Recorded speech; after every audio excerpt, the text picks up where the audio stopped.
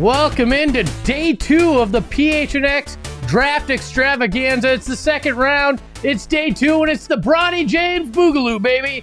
We're waiting to see where Bronny James go. Could he fall to 56 for the Phoenix Suns? Could they trade up? Well, there's a lot of other guys available, though, too, and two of my favorite guys that are on the board still. Flex, it's Gerald. I'm Espo. Gentlemen, how are you doing today? Doing pretty good. Last night was a lot of fun. I'm exhausted, but I'm ready to run it back. I'm with you, dog. I'm exhausted. I'm on fumes, but it was a lot of fun. Well worth it. And there's some really good talent on this board still, man. It's going to be fun today to see the Bronny James stuff and see where some of these very talented basketball players end up. You guys didn't take some performance enhancers? No. Liquid IV? No. I took some caffeine. Okay. I read all about Ryan Dunn, and I am ready to go because you know what, gentlemen? What? The future is bright. I'm putting on the Shady Rays because the future is so damn bright here in Phoenix. Make sure that you get your own Shady Rays because today is brought to you by our friends over at Shady Rays. Head to shadyrays.com, use the promo code PHNX at checkout, and you're going to get 35% off polarized sunglasses. Yeah, that's right. The future is that bright that we need to wear them. Let's talk about Ryan Dunn. Pick 28 yesterday for the Phoenix Suns, a athletic freak, a guy who is known for his defense. We got a few comments from the GM, James Jones, but I want to recap how you guys feel about him. Yeah, I mean, I like the pick. I have my concerns about the offensive end, but I do think that the finishing ability is there, and hopefully with the shooting that they put around him, they'll be able to at least make him passable on the offensive end. Yeah. You don't want situations where you're playing 4-on-5, trying to score 4 against 5 defenders because they're just completely ignoring him. But defensively, the upside is clear. He's the best defensive playmaker, best defender in the draft by far. We had been saying all week, like, the Suns need more plus-size defensive-minded wings. That is Ryan Dunn to a T. He's going to be scary on that end if he can just be passable on offense. Yeah, I mean, again, you guys know how I feel. I'm super excited about Ryan Dunn. Have been for quite some time. You try to leave the NBA draft with a prospect that could be the best at something, and we might have left the draft with the best defensive player in this draft. High IQ, can guard on the ball, can guard off the ball. Help defense, his awareness, his athleticism. I mean, these are all things that are extremely hard to teach. I'm with Gerald. You know, it's okay to have the concerns about offense. But I also think that what he brings on the other side super exceeds that and gives me a little bit of hope that, you know, in time, these things offensively he can fix. And he could become a guy that we're talking about in 2-3 years. As a guy, when we get closer to 2026 and you get closer to the possibility of Devin Booker being under contract and, you know, we don't know who else is going to be on this team, but he could be a future piece that we're sitting back and remembering this draft and saying, wow, we got that guy at 28.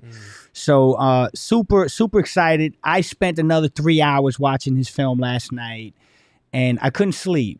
I couldn't sleep with the excitement I got with, you know, just how good this guy is defensively. Well, James Jones did address Ryan Dunn's shooting, and let's hear what he had to say last night.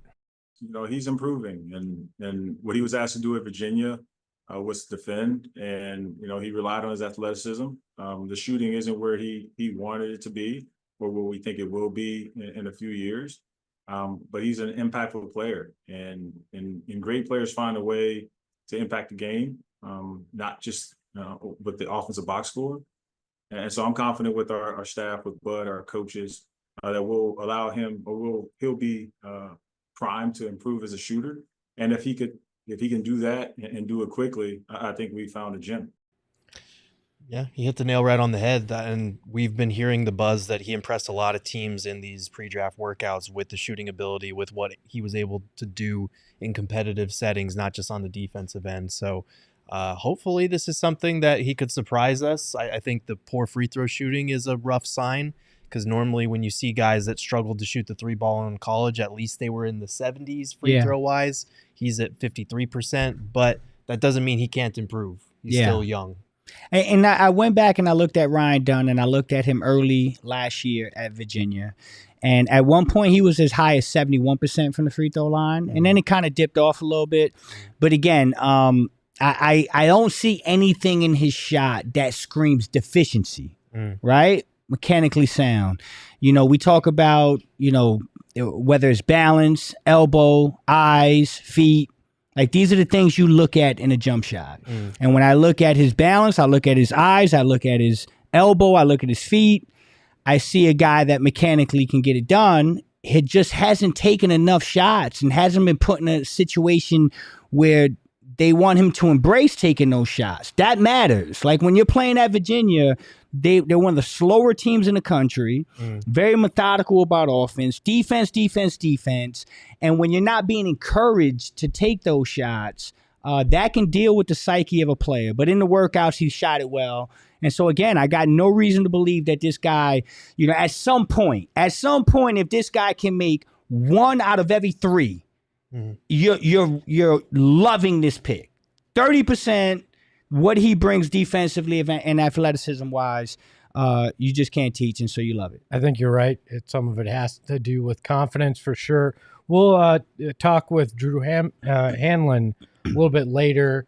You and Lindsay got a chance to catch up with him, and he'll talk about, from a trainer's perspective, how you can work and fix a shot as well. So we'll talk on that later. But I do want to hear from James Jones on his overall thoughts on how they did on night 1 of the NBA draft. I thought tonight was a good night for us. We came into the game, to the draft, with a couple of objectives. We wanted to get more athletic. Defensively on the perimeter, we wanted to add some size and some youth. And I thought that we were able to do 2 things tonight: get the player that we wanted, moving back, and pick up other assets and capital for the future to continue to allow us to have more resources to build the team for the long term. So this is interesting. Obviously, they got the number 56 pick. A source is telling me that the Suns may not be done making moves today. You look at the second round, there are several teams that have multiple second-round picks. There are teams that still have second-round picks after having a first-round pick that may not want to use all of these picks on players to have on their roster now. There are a couple of guys that the Suns still like. Tyler Kolek, I know there's been a lot of speculation about him. I think it'd probably be tough to trade up far enough to get him, just because I would be shocked if he goes any later than the next 5 picks to start this second round. But there are a couple of guys to keep an eye on, and obviously, like, Bronny James is going to be the guy that people talk about.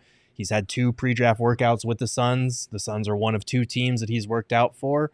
The Lakers have a pick right before the Suns at number 55. We see the Celtics right there at, I think, 53 or 54. The Oklahoma City Thunder just traded into 52. So there are a number of contenders that are kind of in that range that you wonder, okay, are we posturing for anything here? Are we considering this? So just something to keep an eye on. I don't know that they're going to try to trade up to get Bronny James, but I am being told that they may not be done making moves and may not be content to just sit at 56. One thing we do know is, due to the new CBA, they cannot buy a second-round pick, so they will not be buying their way back into this draft. It will have to come from an actual trade. Shout out to Brent, hello, Amelia, Judas, Beef Supreme, Eli, Ashley, everybody in the chat. Steven, thanks for joining us. We want to hear what you think about trading up in this second round and being aggressive for the Phoenix Suns. And while you're here, hit that like button. It's a really good thing to do to help us out, and subscribe as well. Get those notifications so you know when we're going live. And if you want to, become a diehard too. You can get some great stuff there. We're just moments away from the second round of the NBA draft starting, but I want to know final thoughts on night 1 for the Suns. We've had a little over 14 hours to 15 hours to kind of let it set in. What grade would you give it? I would give it I'm somewhere in between B plus A minus. I want to see what they do in the second round. But in terms of the first round, I like Ryan Dunn a lot. I like the fact that he was there at 22. He's the guy that they wanted. They were able to still get him at 28 while also bringing in assets at the same time. It's not, some like home run move that everyone's going to be talking about. Ooh, you got 3 second round picks. But this is what smart teams do, especially teams that don't have a lot of future draft capital that they can trade. You add assets wherever you can. So now I think I've talked myself into probably an A minus when you consider that I like Dunn. I like him a lot. Well, you just did exactly what I was going to do. If you want to stay at B plus, I was going to give the A minus. Okay. Because I think, again, you got a guy that you targeted, a guy that you wanted, a guy that you did extensive work on, a guy that understands. I spoke to a source recently this morning that said they had a conversation with Dunn last night. He already knows what his role is. He already is embracing that, expects, to come in and play a certain way. And so you get a guy that fits in a need, and then you get the 3 extra picks, and that gives it an A minus for me for sure. Yeah, the extra picks push it into that A minus range for me, because that was one thing you knew you had to find a way to do this offseason is get some capital that you can use. In other moves, one thing that stood out to me, and it's dumb, it's a little thing, but I look at it when they cut to the guy after he's drafted. What's his emotion? What does he look like? And you saw Dunn, and he was very emotional, right? And it looked like, I think in the photos, he also brought his mother back for his draft photo. Like, it's dumb, I know, but those little things to me catch my eye, that this meant a lot to this kid. And we've talked about having that dog in him, those kind of things. I like that. I like that that there was an emotion to it. No, and I think as a fan, there's nothing wrong with enjoying that moment for someone else and like making it easier to root for that person, like in terms of reading into it, in terms of what it means basketball wise, obviously there's not a lot there, but it is a nice feeling to see a player have their dream realized and have the impact of that moment just kind of come over them. Because so often we see people reacting to picks online and we see, oh, that's a terrible pick. What are they doing? Just, dumping on these kids who are realizing their dreams. So it is nice to be able to see that type of reaction, to see someone be like, man, I'm going to the Phoenix Suns. I'm going to play for the Phoenix Suns with Devin Booker and Kevin Durant and all this stuff. So that is a cool thing. And I think it makes it, it's not the end all be all in terms of getting fan support or anything like that, but it's a nice way for fans to immediately connect to that player when you see a genuine reaction like that. It's not dumb, Espo. I know you said it's not. It's something that I look forward to. I loved his emotion. You got to understand his background to this. This guy wanted to be a Phoenix Sun. This guy wanted to be here. There was background conversation. There were interviews. He just wanted to be a Sun. And this is a guy who comes from a family whose brother is a former first-round pick in the MLB. Okay, so this is a kid that knows what it's like to be a pro, has been around pros, has been in this spot before. To have that raw emotion, a moment in the NBA draft, and I'll make this quick. A moment in the NBA draft that changed my life.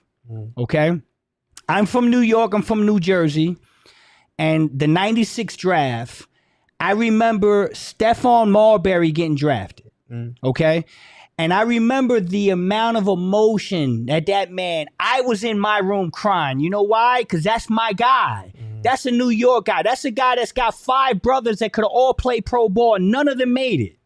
Stephon made it, and yet that emotion actually changed my life. It did. It gave me an entire perspective about, be passionate about what you do, love what you do, put the fucking work in, and if you do, good things will happen. And I saw that from Dunn last night. I saw raw emotion that made me feel good about the pick. And live, I was pointing at the screen when I saw it, so I liked it. To be fair, I did cry before I came out here, but it was just because I realized I had to spend 2 more hours that's fair. With you guys. Hello says, seeing a kid not cry at the draft, Espo, it says that jerk. Yeah, Freaking cry. It's a life-defining moment. Yes, it is. You ain't gotta Man. cry if you feel No, the need you to gotta cry. You can cry. If you don't cry, you're not going to be an all-star or Hall of Famer. See, this is what I was. That's Right, it's my Colin Cowherd hat backwards thing. Okay, All right. there we You go. don't have to cry, but if you do, it's okay. Can we? I want to take a look at your big board if we can here, Flex, because I think there's still a lot of talent that we didn't necessarily expect coming into this second round. Yeah, I mean, listen, we all know Tyler Collect is a first-round grade guy. We all know Kyle Filipowski, who I had 15 on the board that can do a lot of really good things, is still on the board. A guy I'm enamored with is Tyler Smith. I think he's got a first-round grade. I think somebody's going to grab him and be very happy. There's just a lot of talent on this board, guys. I'll tell you, Bobby Klitman is a guy that I really love. Watched a lot of tape on him. A little raw, but 6'10", very athletic. If he can continue to develop, he can be a player in this league. I mean, there's a ton of a guy I got at 22, guys. I got a guy at 22, Cam Spencer, UConn. Okay, this guy won a national championship. This guy played with 2 first-round picks. There's another teammate of his at Newton that's going to probably go in this draft. This is a guy that's 6'4". He plays 2 guard. Can he play a little bit of point guard? That's up for question. He had 4 assists a game. But, man, this is a 50-40 guy. 50-40-90 guy in college basketball. I don't give a damn where you do 50-40-90. I don't care if you do it on the moon and Mars. If you do 50-40-90, you're a heck of a basketball player, and you're probably a pro. So if you do it on the moon with no gravity, I'm damn impressed. good point. Good point. That's incredible shooting. Good point. No, but I do think, to your point, Flex, that there are multiple players that are still going to be available in the second round that could be at 56 or could be maybe a few picks earlier, depending on if the Suns make a move up the ladder there. So it would make sense to maybe take a flyer. I understand roster spots are limited on this team. You need to fill them out as well as you possibly can and address your needs. I don't know that a rookie necessarily does that. But like, if all you have are vet minimums in free agency and your trade avenues are restricted, what's the harm in taking a flyer on one of these second round guys, especially some of the guys, if they happen to continue to fall? Like, I don't know that Tyler Smith or Bobby Klitman or some of these guys will be there. Yeah. But if they are, like, it's a no-brainer at that point. Hunter wants to know any chance that they trade some of these draft assets that they accumulated to move up for Tyler Collect. Yeah, so we covered it a little bit earlier. I'm not sure that they have the assets to pull that off, just because I feel like Collect's probably going to go in these first 4 or 5 picks. I'd be shocked if he continues to slide that far, especially after teams. This is the difference between a 1-night draft and a 2-night draft, is we saw a flurry of trade activity leading up to the second round today. Teams have had time to like reset, sleep, think about it, and realize, okay, who are the best prospects on the board? Tyler Collect's got to be up there. So I don't know that the Suns, I'm not sure they'll be able to trade up that far for him. But they do have a couple of prospects that they like and might consider trading up for, depending on how far they slide. Yeah. Does anybody like this is probably never going to happen, but it's just a thought that came up. Do either of you like Collect enough where you consider 2031? No. When you consider what? Trading 2031 to get up high in there. No. I like Collect. I'm eager to see how he translates to the NBA stage, but that 2031 pick is the last first round pick that you can trade for a while. So until the 2026 draft, when your first round pick, wherever that pick swap ends up, is tradable, that's the last time you're going to be able to attach a first rounder unless you make other moves to bring some in. So I do think that's one that you really need to cash in on that value or just keep on. Now, if you're saying 2031 and you're getting a guy like Tyler Collect and there's something else in that trade, then maybe. Yeah. But in a vacuum, just 1 for 1, I'm not trading a first round pick for a second round pick. So say you get 2031, you get a future first and Collect. I would consider it. Yes, I would. It depends on the first. It depends on. I would consider that. I mean, I don't think they'll do it, but it's interesting because you're looking at vet minimum point guards that we talked about and trying to go, okay, would Tyler Collect what he could do now and what he could be in the future? Is it better than what I might be able to get? There's some things you got to weigh here for sure. I'm guessing if they move up, it's into the 40s. trying to find a guy 40-50 that they really like, that they know won't be at 56, but they want an opportunity. That's kind of when draft teams, I don't want to say that they stop caring, That's true. but they stop valuing second round picks as That's much true. as they do leading up to 40. So I think that could be a possibility for sure. So I got 10 to 15 guys that I still really like. Yeah. And so I'm going to be interested to see, again, like yesterday, if it goes chalk and maybe these next 10 picks, if 10 of the 15 are gone, then it's not shaking out that way. And maybe you have a sense of urgency to try to Right. get up. But if you can get a couple guys that come out of nowhere that slide up into the next first 10 picks, and now you got some guys into that 40 range, yeah, I think it'd be smart for the Phoenix Suns to get on the phone. And I will say there are several teams that would make sense. Like the Pacers have picks at 49, 50, and 36. I would be surprised if they use all three of those second rounders.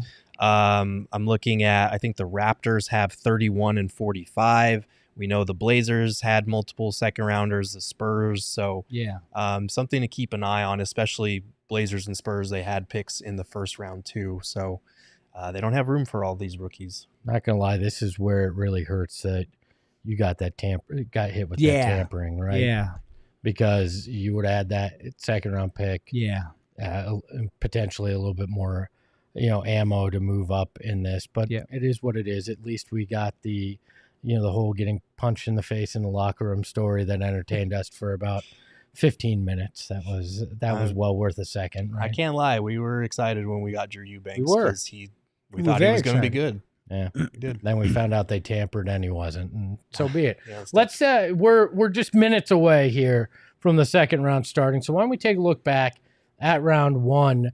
Guys, were there any real surprises to you in day one that kind of stood out with what happened?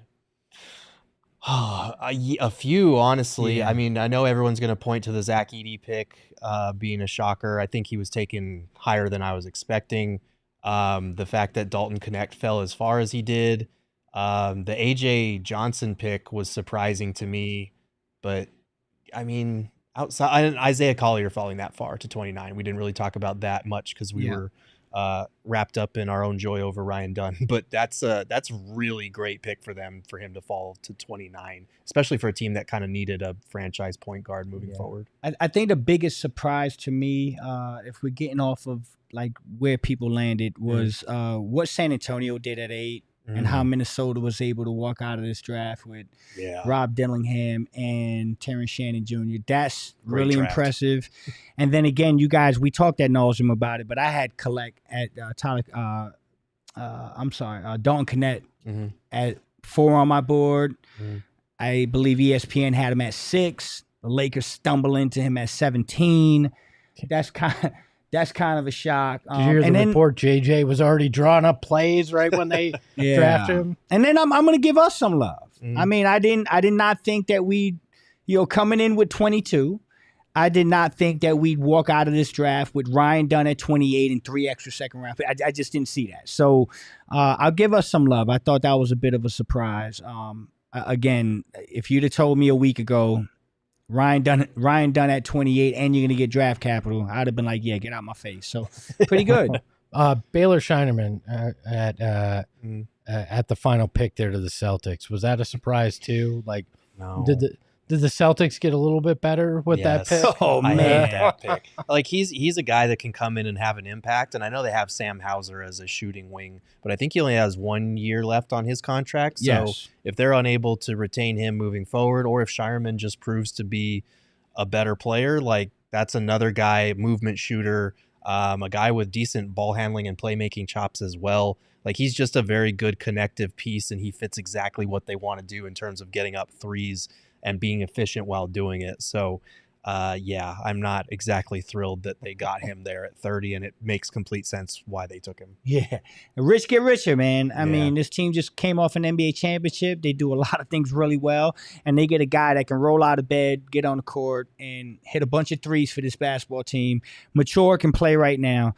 So, I was just talking to Shane on the way in. Shane, I think he said he almost threw up in the car when he heard the pick. I was with him. I mean, that sucked. But Yeah, a really good basketball player. You know, two big takeaways from round one. The French kicked our ass. They really came in be strong honest, there. they came in big. And then I saw this on Twitter. I was talking with Lindsey Smith about it beforehand too. Alex Sarr, somebody said he looks like Caitlin Clark, and I now cannot get that out of my head. Oh, man. I cannot get it out of my head. If you look at it, you're like, oh my God, you can't unsee it.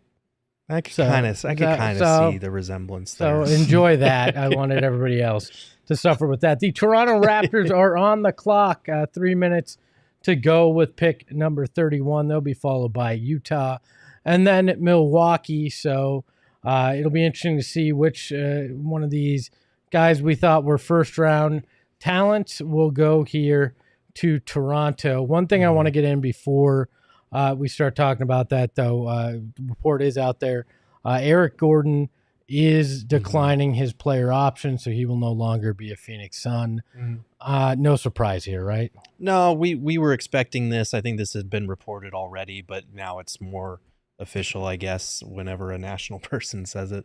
Yeah. But yeah, we had been expecting this. I don't know that there was the same role for him moving forward that there was this season, especially if you're looking to try and add a defensive-minded wing, maybe bring Grayson Allen off the bench between Booker, Beal, Grayson Allen, and EG.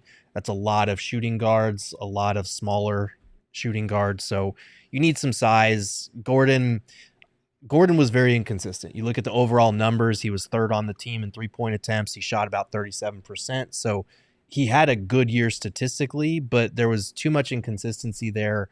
I think he wanted a bigger role. The Suns will have to replace his three-point shooting, though. Like they will have to find a way to replace a guy who wants to take that many threes and who can do it efficiently. Yeah, I mean, good for both sides, I think. I think it was time for the Suns to move on. I think it was time for him to move on. I got it from communication that, guys like Eubanks and Gordon were talked to about this early on in the process, and it was very clear there probably wasn't going to be as much as a role for those guys. And so they did the right thing for themselves. Again, I'm going to keep saying this, guys. I do think Damian Lee is going to opt in, and I do think that Damian Lee can do a good job of supplementing some of the stuff that we're losing with Eric Gordon. Just a couple years ago, Damian Lee was one of the better three-point shooters in the league. I still think he can do that, assuming he's healthy. And so, yeah, I think this is good news for both sides. I think good for Eric, good for the Suns. How is Damian Lee at his jump passes and missing layups? Because that's a key thing we're now missing with Eric Gordon not on the roster. We have to truly evaluate that. We have to trust him. Ooh, that front. We got our first Gerald reaction. The pick is in. I kind of like this one for the Raptors. Toronto is selecting Jonathan Mogbo at number 31 in the draft. This is a guy that I kind of liked. For the Suns, I didn't think he was going to fall all the way to 56, but he's a playmaking wing, really big plus size wing with his strength. He's got an interesting skill set, I think, moving forward. Yeah. He's just an athletic guy out of San Francisco, 6'7". This guy's intriguing. I don't know. I don't quite know what he is yet in the NBA. When you look at his film, he's kind of in that little tweener. He plays bigger than his size. But yeah, an interesting pick. I had him 11 on my board. The fact that he's the first guy off the board today, again, very interesting. And part of what we're talking about, guys slipping. I like this pick. He fits Toronto. He does. That's what I will say. He fits freaking Toronto. And they had already made a deal earlier today, correct, to get Davion Mitchell from Sacramento. For Jalen McDaniels. So this is kind of their Jalen McDaniels replacement. He is good defensively, has a 7'2" wingspan. It's the three-point shot that's the problem. But I do like some of the playmaking capabilities that he showed based on the film that I saw of him. So not a bad pick for Toronto, especially if you're trading away Jalen McDaniels. Agreed. Are they doing this from the ESPN studios? I don't know. I just realized that they're. It's not the setup, obviously, they had last night. Utah on the clock now at number 32 here in this draft. The Suns have picked 56. Freddie, I saw your question in the chat, so we got a little while until we get to that pick there. Look, what if you're the Suns, what are you looking at? What are you hoping to get? Obviously, defensive athletic wing was a big part of what they wanted this offseason. Are you at just best talent available when you get in a second round like this, or are you still trying to look to fill a need? I still think like one defensive-minded wing does not, even if he's the best one in the draft, in my opinion, doesn't suddenly take that need completely away. I think it's less of a pressing need now in the draft specifically. But I do think, to your point, like if you like a player, it shouldn't matter what position unless they're a 2-guard, because we got enough of those. Like if they're a backup point guard, you need that. If they're a defensive-minded wing or a playmaking shooting wing, can't have enough of those. You need that. If they're an athletic rim-running center, definitely need that. So I would love for a guy like Adam Bona to fall. That dude's athletic as hell, super undersized, but a defensive monster. I don't think he's going to fall that far. I don't think so. But yeah, somebody, no matter what, you can't really go wrong, honestly. Yeah, not at 56. Assuming they stay at 56, you take the best player available and you hope that he he fills the hole. Right. That's kind of what you're hoping for. I'd like to, the fact that we got some of the wing stuff squared away doesn't mean I wouldn't take another wing if he falls. Right. But if I were prioritizing things, I'd love to come away with a backup big that's athletic, that could put in some work. And if you can get a point guard. If you can get a point, and there's some guys out there. Some guys out there that I think are still very talented, that if they fall far enough, Suns can get lucky here. There are. And we do have another pick in, a guy that was high up on your board. Utah is selecting Kyle Filipowski at number 32. Nice little draft for them. Collier and Filipowski. Another great fit for the team. Like Filipowski fits, I think, what Utah likes to do. Nice pick. I'm glad he's off the board because I think he's definitely a first-round pick. And I had him as high as 15. So just a guy that does a lot of good things, knows how to play basketball. Reminds me of your boy. Little Frank Kaminsky in him. I mean, they got 3 first-round grade guys in terms of Cody Williams, who I really like, Isaiah Collier, who has a ton of upside, and now Filipowski in the second round. That's a pretty good little draft if you're trying to rebuild with youth there. Danny Ainge, man. Not bad. Yeah, I mean, he's been known to figure out a way to accumulate assets, and whether he keeps them or he flips them like he did in Boston to wind up with the big 3 there. He's pretty savvy with how to do that and build a team. So Utah is certainly a team that's on the come up. You look at it, Milwaukee now will be on the clock at 33. As you know, obviously for TV they let these sit a little bit after they're in to try to go along with that. I do want to give a disclaimer. If you do not want the draft picks spoiled while you're watching TV, I would pause us a little bit because we're going off of reporting. I just want to let people know. They're listening to us and they want the picks when they come out. I just want to make sure that everybody's on the same page. Yeah, we should give them the disclaimer because some people do turn off their Woj and Shams notifications during the draft just to watch the draft. But if you are just watching the draft, you're probably not watching us. Watching us. Hopefully you're okay with us. We got a couple comments yesterday, so I wanted to make sure we're all on the same page. Who's really sitting here going, I really need to hear the deputy commissioner read this guy's name off in an ESPN this is studio? Mark Tatum slander. I mean, there's no handshake. I'm not seeing a kid cry. I'm just seeing Mark Tatum walk up to an empty room in ESPN and talk to a mic. Yeah. Why don't they just let Stephen A. announce him? I was screaming at it. I feel like if they're going to do the second round on a second day, they should have some of these guys in. Yes. Maybe not everybody, but some of them. Yeah, like a Filipowski. Like we knew Filipowski was going to get drafted. Yeah, why not? Hold on. They weren't there? No, second round that's just like Tatum in a studio somewhere. Yeah. Is that right? Yeah, he's probably in Secaucus in the NBA TV. Secaucus. I don't. Come on, man. Who cares? All right. Shout out to my homies in Secaucus. Having Stephen A. announce the picks is kind of funny because he'd be like, future New York Knick, Jonathan Mogbo. Just 30 times. I I hate this pick. The Knicks didn't take him, so he sucks. Let me be clear. I'm reporting this guy sucks. Kyle Filipowski will be a Knick in 2031. Oh, man. Devin Booker. Come on. Yeah, I'm good with Mark Tatum. Did you? We don't have to get too far into this, but did you guys hear Stephen A. double down yet again? I did. Yeah. Saying Ishbia, I don't care what he says, like, and then goes, they're not going to trade Devin Booker, but I do know if Devin ever leaves, he wants to go to the Knicks. I'm like, come on, man, just give up. Yeah. Come on, Stephen A. Yeah, Stephen A. Man, Doubling down. How to look.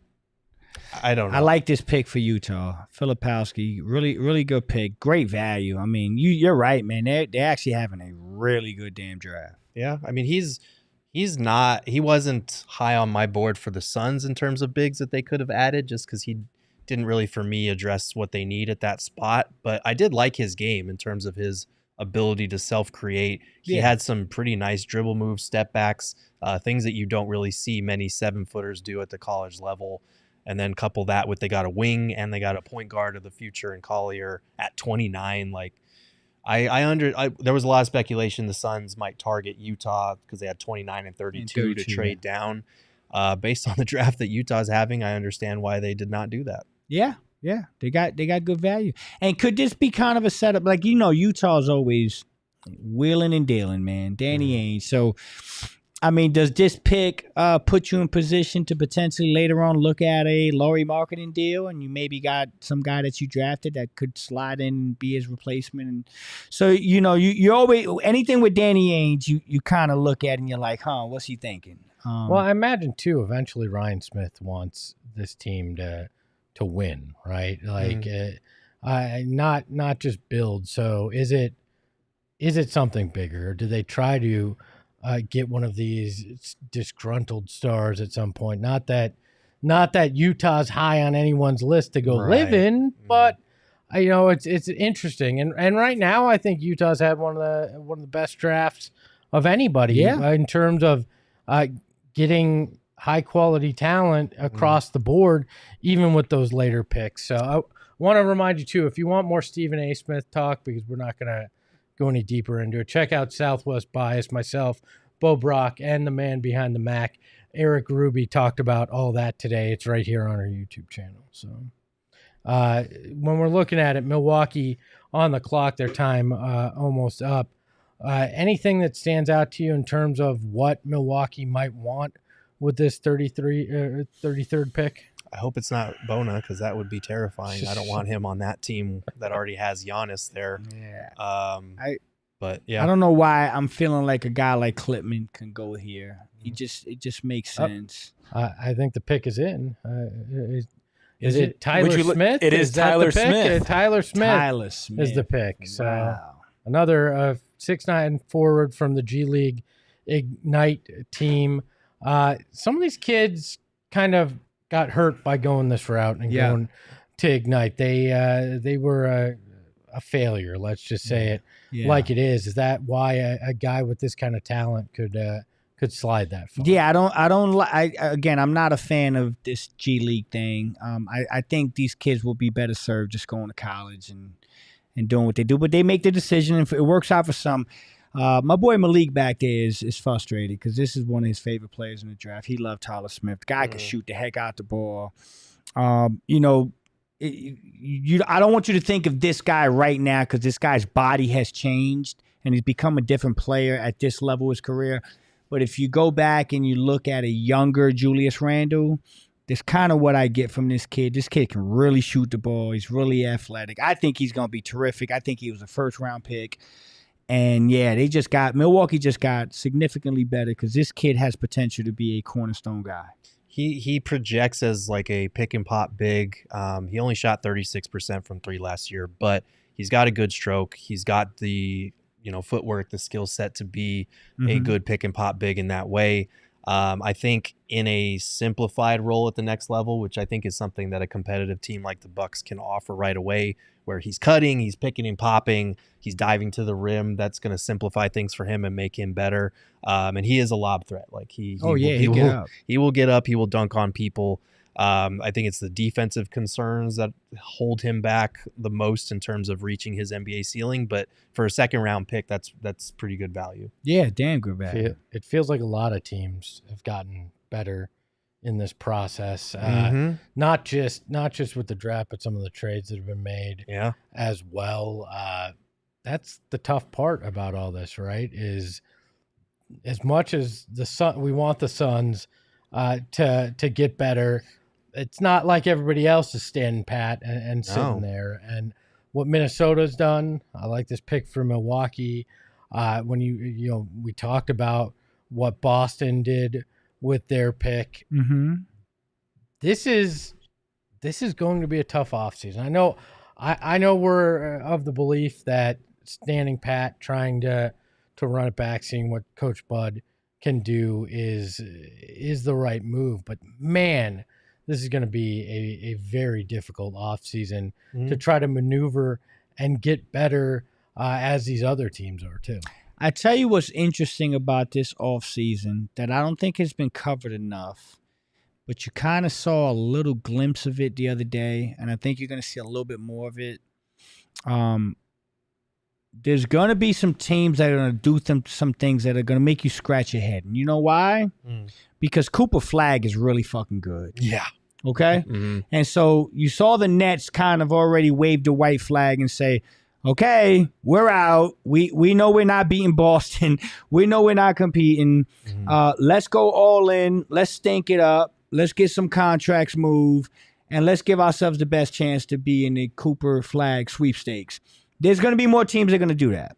And when you start to see these things happen, it's going to start to make sense. So you're going to say, oh, that team is willing to take this player. Normally they wouldn't, but they're willing to do business because this is where their mind is. And so I think that is something that could work in the favor of the Suns that is not being talked about enough, but I think will eventually come to light in the next couple weeks as you see things shake out. So, it's going to be difficult, but couple things another thing the Suns got to their advantage is I still think they're a prime destination. And I still think that people view this place as a place where, hey, I can go there and potentially win a ring, play with some really good players in a great place, and kind of be the missing piece. So that's another good thing. But it's going. Teams are getting better, man. That's just the reality of it. Yep. One team that we're not sure if they got better, the Portland Trail Blazers. They're on the clock. Do we think center again? Just add another one. They're going to run 5 7-footers out there. Unfortunately, they're all going to be setters. Interesting. They did take the center last night.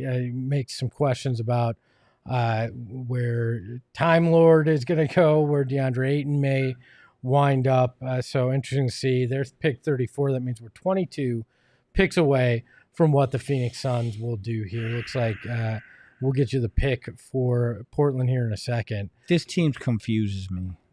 I think it was their GM addressed that whole thing last night and was basically saying we're not good enough to be worrying about overlap. We want our guys to come in and compete. May the best man win, that type of stuff. And we're not drafting for need. We were just drafting best available player, which I get to a certain extent, but homie, you got 4 centers now, so something's got to give there. I said it yesterday. This is BS season in the NBA, and that is a whole truckload of it. If you're gonna get fired real quick if your whole plan is I'm just gonna pick up the best talent, but my roster is 4 centers and a bunch of point guards. Like that none of it makes sense. That's how you get in a lot of trouble. Just ask Ryan McDonough. So, but they don't have like expectations to compete next year. Like they're very much in Cooper Flag. Right. That's another thing. Like next year's draft class is loaded. I think they're doing the right thing in terms of we're going to evaluate everybody. If we like a guy like DeAndre Ayton is not good enough, or Robert Williams, who's always injured, is not good enough for us to not take that player.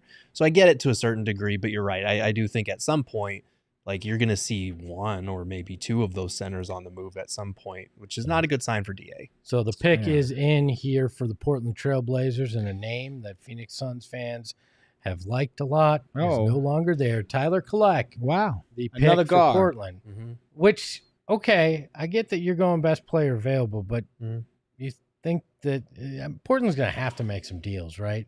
Because to your point, their roster makes no sense. So, well, because they have only guards and centers, and they just drafted a guard and a center. Yeah. Well, they did add Denny Avdia in the That's process, true. and they did just trade Malcolm Brogdon away. So they got rid of one point guard, they brought in another, and they brought in a much younger one.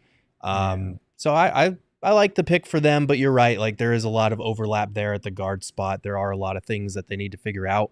I think they had to make that trade with Brogdon to just duck under the tax apron as a lottery team. So they've got some moves to make it moving forward. Shams is saying it's New York via Portland. oh, so is this the? Was this? Is there a trade or was this part of an earlier deal? I'm not sure. I told y'all Tyler Collect the Knicks. To the Knicks. I told y'all yesterday. That is okay. So if this is actually New York's pick, I'm not surprised. I was here. I just had this feeling collecting New York. I was hearing some things yesterday. I said it. I don't know if this is true. Well, it appears that it's true that Portland traded the pick to New York, which makes a lot more sense when we're looking at it. Marquette, not Villanova, but close enough. Big East team. Yeah, They get a guy that I think will fit in pretty well with that group.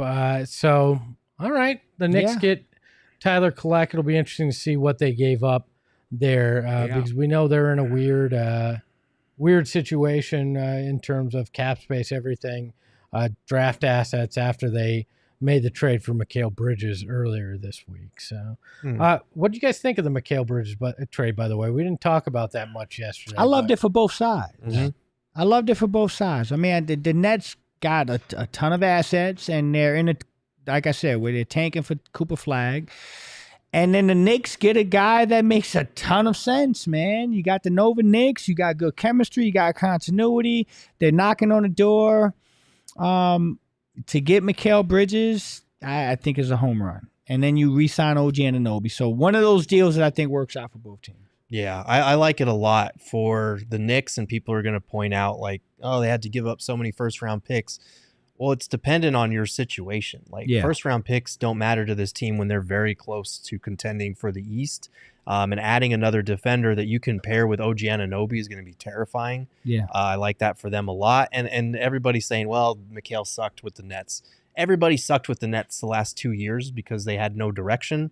And I think putting him back in a role where he's a second or third option instead of having to be the guy, you're going to see him take things that he learned from that month with the Suns before he got traded, from the last couple of years with the Nets, and take them to a winning situation now. And for the Nets, good for them for finally picking a direction and capitalizing, bringing in a bunch of picks, aiming for that 2025 draft and beyond, because they kind of had 1 foot in, 1 foot out in terms of what the hell they were trying to do. Agreed. So good deal for both sides. Yeah, again, the hopium. Oh, my God. So many picks. Yeah, but you got a great player. You got to, well, yeah, I mean, yeah, I get that. Okay, a very good player, right? Yeah, I would say he's a great two-way player for sure. Great fit in New York, too. Yes. We do have the pick in at number 35. The Pacers are selecting Johnny Furphy. Well, the Spurs are up. I know Shams said the Pacers. I think that might have been a mistake on Shams' part because it is the Spurs pick, unless we have another trade, which he did not clarify. So looks like Furphy's the pick at 35. Furphy is the pick at 35. We'll see. Interesting. If it's Spurs or Indiana. I wanted to read a comment from Brian in the chat. He says, "R.I.P. Collective. Welcome in, Bronny Bros." So there you go. There we go. Furphy, man. I'm just not a fan of his game. We talked about it recently. I do think they got good value here at this spot, but I'm just not a fan of his game. Listen, he shot 35%, but the one thing I will say about Furphy is he is the epitome of what I call a street shooter. Okay? He can go 4 for 4 one game, and he can go 0 for 4 the next. And so he's that type of guy. I hate to say it, but kind of reminds me a little bit of a guy they had last year that went way too high in Grady Dick. I don't know where he's going right now. I don't know what is this a Spurs pick or Indiana, whatever it is. So it looks like the Spurs, or they traded up one pick because now Shams is saying the Spurs are selecting Juan Nunez at number 36. Okay. He fits them too. And the Knicks, and Woj says the Knicks are sending the Blazers future second-round picks for Tyler Collect, which is how they got to 34. Okay. So I think that's a different deal from what we saw yesterday. So it only took future seconds, huh? Interesting. Future seconds. Yeah. We don't know how many though. True. That's true. I want to bring up an observation. Yeah. Again, hardcore basketball analysis here. Mm-hmm. I think this single-handedly may be the worst hair draft in NBA history. Worst hair draft? I have seen some terrible haircuts on these dudes. Just bad. Like, when did the partial bowl cut come back? Like, I didn't know that was cool. When did the haircut I had in middle school come back? I mean, we saw that last night as well. Like, interesting hair draft. So suits too. There's been some weird suits. There's been bad suits. So it looks like Jake Fisher is saying Portland is trading 34 to New York for 3 second-round picks. Okay. So it's a good deal for New York. They get a backup to Brunson there. So. Yeah, I like Collect. I liked it. To me, it makes sense in New York. And like I said, he's a Big East guy. It's not quite, like you said, Villanova, but I'm sure they got people watching him. And he Big East Player of the Year a couple years ago. So, yeah, good basketball player. Some guy that I really liked. I think he's the best passer in the draft. Had a first-round grade, and he goes to the Knicks, and the Knicks are doing some really impressive things right now. I like what the Knicks are doing. So, really good job on New York. Man, when's the last time we said that? I know. 2 times in a row. I know. That's crazy. I mean, that's true. But they reworked that front office. They've changed kind of the trajectory of all that. It'll be interesting, though. Jalen Brunson is knocking on the door of that being superstar level, but no real stars, right? And when you think of New York, you think, they always wanted to go for the big name, the Carmelos, the Amaris. Like they went big game hunting. Now they're going with build a real team with it, and we'll see if it works. It's not a super team, it's super friends, is what it looks like going on in New York, and we'll see if that chemistry and constant. I think they're one player away still. I think I'm intrigued to see what they can do with Julius Randle. I don't know if he fits anymore. Right. So I think that's the piece that you could probably utilize to add another player. But no, this is a basketball team. They're beating you. I mean, they have talent. Don't get me wrong. Jalen Brunson is terrific. OG's really good. Mikel's really good. DiVincenzo, Hart. Like, these guys can play basketball. But I think they're beating you with a strength in numbers type philosophy. I think they're saying we have a team that has continuity. We get along better. We like each other more. We trust each other more. We know how to play together. And we have a coach that has a style of play that fits us. And we're just going to go out there and fight and claw with you. And it's working for them. So it does fit New York, man. Like, I'm from New York, New Jersey. I've seen a lot of these things. Sorry. Never heard that on this program. I'm sorry, yeah. But again, I'm saying the scrappiness of this team fits New York City. All right, let's take a look at the big board here as we're moving at a pretty steady pace. Pick 56 is 19 picks away. What are you seeing still left on your big board flex that you're liking? Well, Nunez and Jonathan Mogg, those picks surprised me, went a little high. But listen, Justin Edwards, very good. We talk, Christie from Minnesota can shoot the hell out the basketball. He's a guy that I think is very underrated in this draft. KJ Simpson's another one that can ball. Man, there's some guys. A guy that people know here. Let's talk about Pelly a little bit. Pelly Larson. Shoot the hell out the basketball. Good size, can shoot the basketball. He's going to end up probably on a decent team, and he has a skill set that you can come in, and he's got an NBA body. So there's still a lot of good stuff on this board, man. I think if I'm the Phoenix Suns right now, I'm kind of liking the way things are shaking out right now. Nunez, perfect fit with the Spurs. That's where he's going? Yes, I think so. Yeah. Man, I mean, this is a guy that just makes some of the most incredible passes I've seen in basketball. Plays overseas, really good passer, has a really good feel for the game. absolutely fits the San Antonio Spurs. I think that's a really good pick. We do have the next pick in at number 37. Detroit is picking Bobby Klintman. Damn. That's and my guy. That trade, I think, was just made. They traded from, what was it, 53, I think, to 37 today. Wow. So that is the Pistons pick now instead of what it was before, which I believe was the Minnesota Timberwolves. They had traded somebody to dump You seen him. You like this 6'4" forward here. Huh? You liked him in this. I love Klintman. I love Klintman. I think he's, again, first round grade, really athletic, can do some really impressive things. I think that's wrong. He's not 6'4". He's like 6'9" almost. Sorry. Yeah. I got you. 6'9". Yeah. Sorry. Yeah. No, yeah, he's 6'9", 6'10", depending on where you look. I think 6'9" without shoes, 6'10" with shoes. Again, a guy that's motor, has a lot of talent, can do a lot of unique things on the basketball court. It's going to need a little seasoning, but I think this is a steal. He was a guy that I would have took in the top 2 or 3 in this round. So, where's he going? He's going to Detroit. Yeah, okay. So they get a nice pick. Yeah, a solid wing, a potential floor spacing big. Yep. The shot does look good, and he's pretty good in transition as well. So not a bad upside play there. Or like, sort of upside. He's 21, so he's not that old. Yeah. Interesting to what Detroit is doing. Obviously, lots of young talent there that they're trying to figure out. They're also a potential destination for teams looking to dump salary well. And I think they'll be active in that throughout this offseason because they're in, yet again, transition here after moving on from Monty Williams and paying him the national gross product of a small country. Right. And we do have a trade here, nothing major, but the Knicks are trading number 38 to the Oklahoma City Thunder. So we'll see who OKC really likes at number 38 that they felt the need to trade up for them. It's interesting that they moved off of seconds to get Collect and didn't include this year's 38, right? So, I mean, I guess they... Yeah, it's hard to keep track of who has what pick now. Everything's swinging around. It's all right. We knew this was going to be crazy. Yeah. Yep. Who's on the board right now? So now it's OKC because they just made a trade with the Knicks. So they're on the clock at 38. They have this pick, and these guys... Now I'm worried. Man, I am worried too. These assholes keep walking away with good. Oh, boy. Got Caruso recently. They're not going to take Bronny at 38, right? No, I'm kidding. Somebody suggested Philly at 41. Could go crazy and take Bronny in hopes of luring LeBron. They got the cap They space. got max cap space. Yeah, I will say that. Space. And they do have a superstar in place that they could put.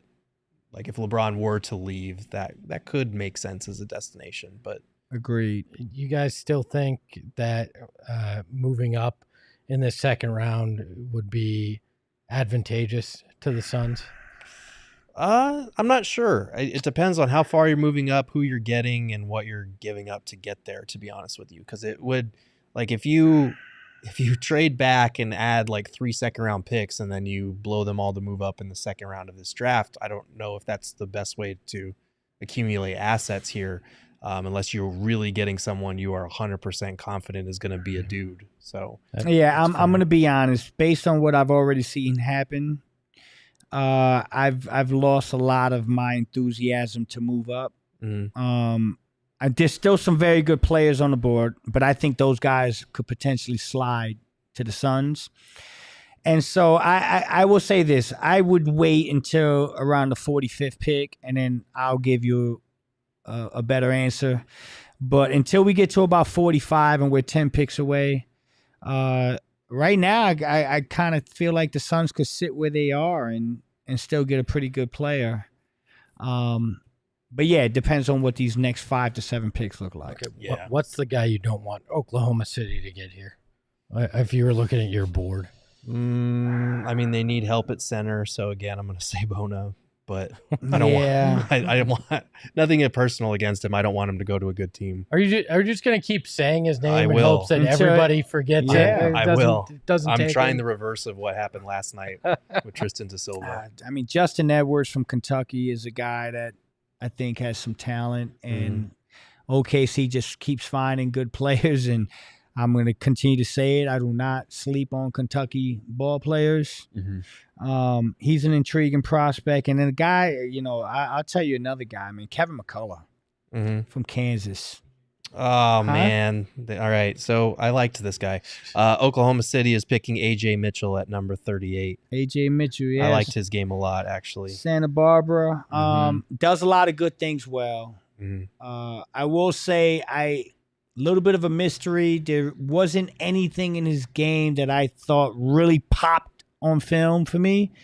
But again, I think he does a lot of good things on the basketball court. What do you see, G? What did you like about him? I like him a lot because he's a cerebral player. Like, you see him just kind of conjure up these driving lanes or these passing lanes out of thin air because he's very shifty in the way that he probes the defense, his lateral movements, the deceleration.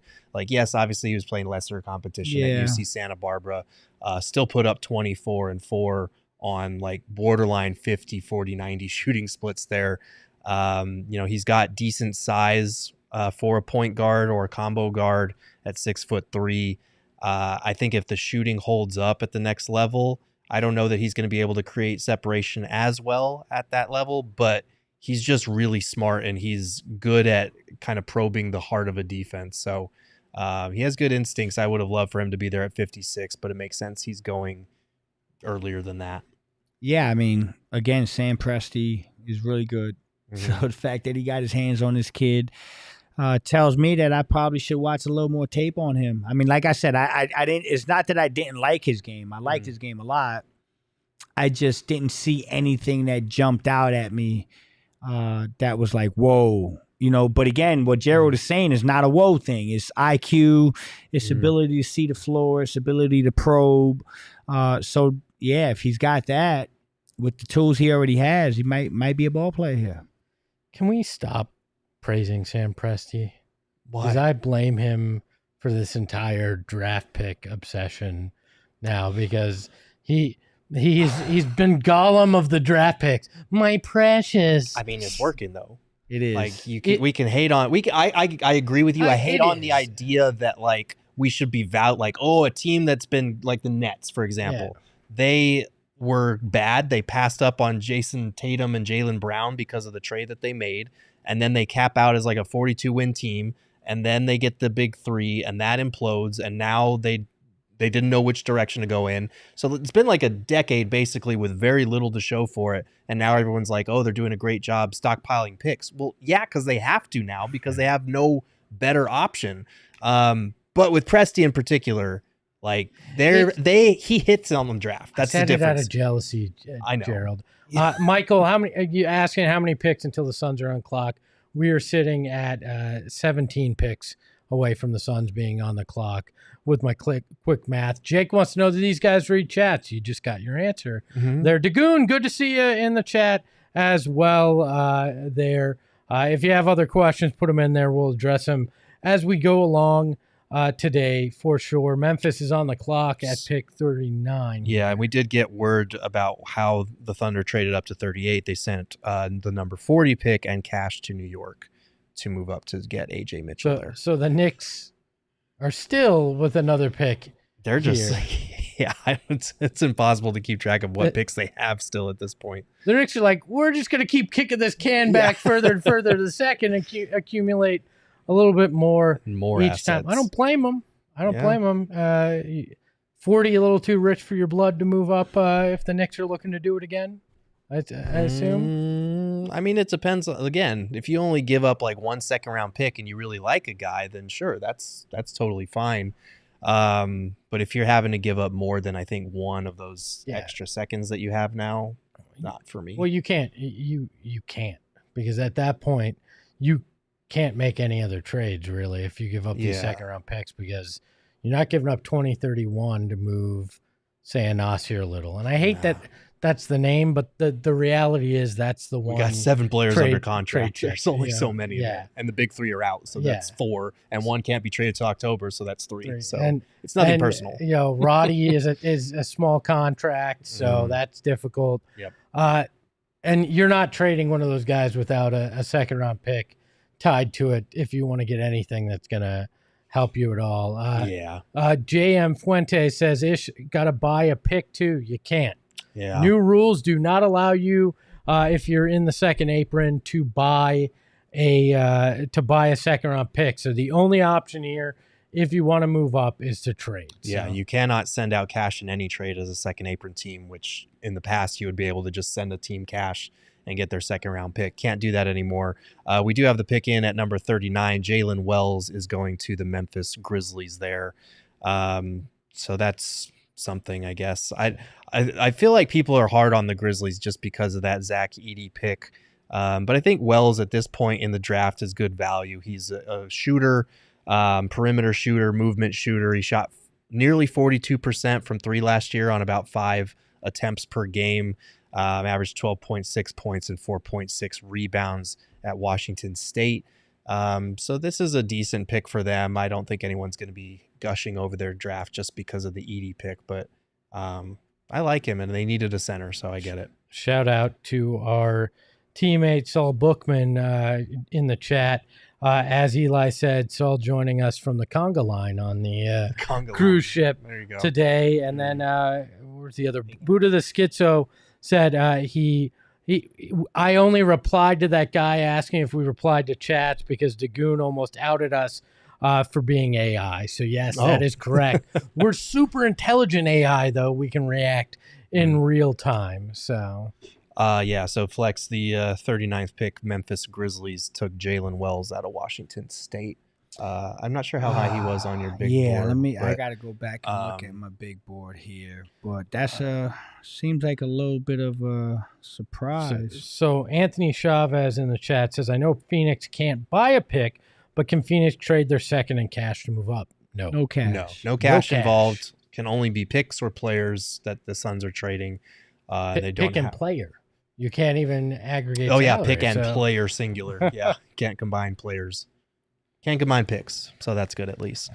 Apple Monster 28 saying hi from Italy, the motherland for my people. Good to have you in here. Yeah. I forgot. Yes, we're both Italian. Come on. Here. And Flex is from New York, New Jersey, which is almost like being Italian. So we got.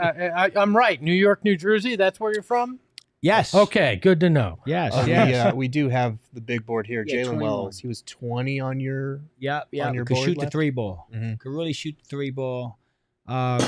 Sorry, G. No, you're good. Man, just breaking stuff on the set. That's right. He can shoot. He can shoot the ball. This kid can shoot the ball. Really good shooter. Good free throw shooter. Does some interesting things, man. Actually, this is a decent pick. This is going to. Who took them? Memphis. Okay, interesting. Yeah, this kid can shoot the ball. He could definitely stroke it, and he's got good size too. Soul Collector says the new CBA sucks. We agree, especially when you finally get an owner willing to pay. We're not big fans of it. I would love to hear from Matt Ishbia directly. What do you really think of these new these tax aprons and all this stuff? Because they happened basically right as he was about to take over. I'd love to hear from GMs too. What who actually wanted these is what I really want to know. Well, I mean, I know that the owners were gonna, Bobby Marks said this when he was on our show as well.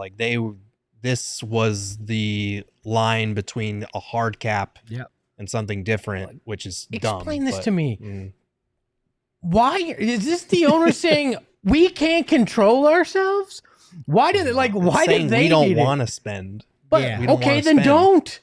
That's the thing. Owners don't then. But they're also about protecting their egos as well. So if other owners like a Matt Ishbia come in and are like, yeah, I'm going to spend because I want to win. The other owners are going to look bad by comparison. They're going to get bad mouth. So it's basically the most roundabout way to avoid having to spend and punish the teams that are willing to, put out money to build a contender. It's kind of it's shitty timing for sure. Cheap bastards. Akchal in the chat has a question for you, Flex. Where do you have Kashad Johnson on the big board, or is he not on it at all? Oh yeah, I think he was on it. I got Kashad. I mean, he was 17 on your big board. Yes, 7 is he? Yeah, 17 on the big board.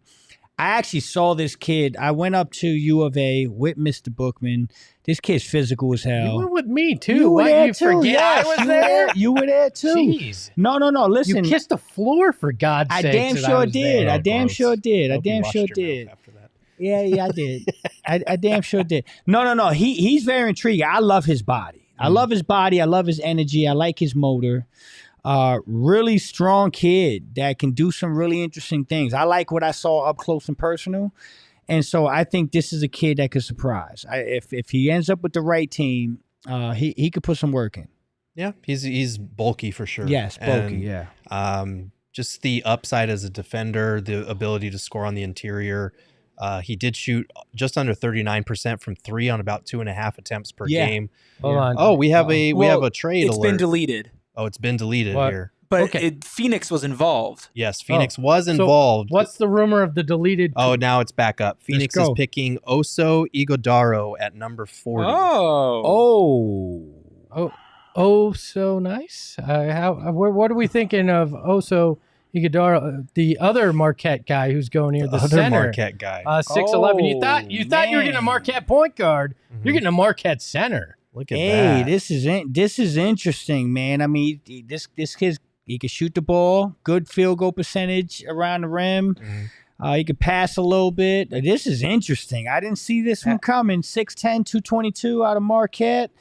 I mean, wingspan is a little bit. What's his wingspan? I know I made a note of his wingspan being a little bit of an issue for me. But hey, this one's intriguing. This guy is athletic. He can do some things. All right, so let's see. This is all happening on the fly, so I'm just looking for my wingspan notes on this kid. So they had to. I'm guessing they had to give up 56 in order. We didn't have 51, so we definitely had to give up 56. But what else did they attach? Is a question here. Interesting. 50. So the Knicks already had 51. Right. So yeah. Okay, he's a hometown. He's from Chandler too. A hometown kid from Chandler. My notes. That's where I had to double check. I remember, he's a senior. He's going to be 22 years old soon in July. The thing with him is he has a neutral wingspan. He's 6'10", almost 6'11", but he's got a 6'11" wingspan. So that was one of the notes that I had on my. Not T-Rex arms though. No. Neutral wingspan. This is interesting, man. This is interesting. This is funny because we watched so much film on Tyler Collect, and they wound up getting his pick and roll partner. Yeah, his pick and roll partner. I mean, and that's the interesting thing, G, is when you do watch the tape on Tyler Collect, this kid pops all over the film. This kid pops all over the film. He was basically the guy that Collect was hitting on most of his assists and stuff at the rim. Again, 6'11", 222. He can do some things with the ball, G. He can do some things with the ball. That's some of the notes I had on him. Was for a big man, his assist ratio was pretty good. So I don't mind this. This is one of those swings you take, and you need a backup big, and so you might have gotten him. Hey, he's actually in the draft room too. You look at that. Although they're saying he's a Portland Trailblazer, but we know he is a Phoenix Sun by way of Portland, by way of New York.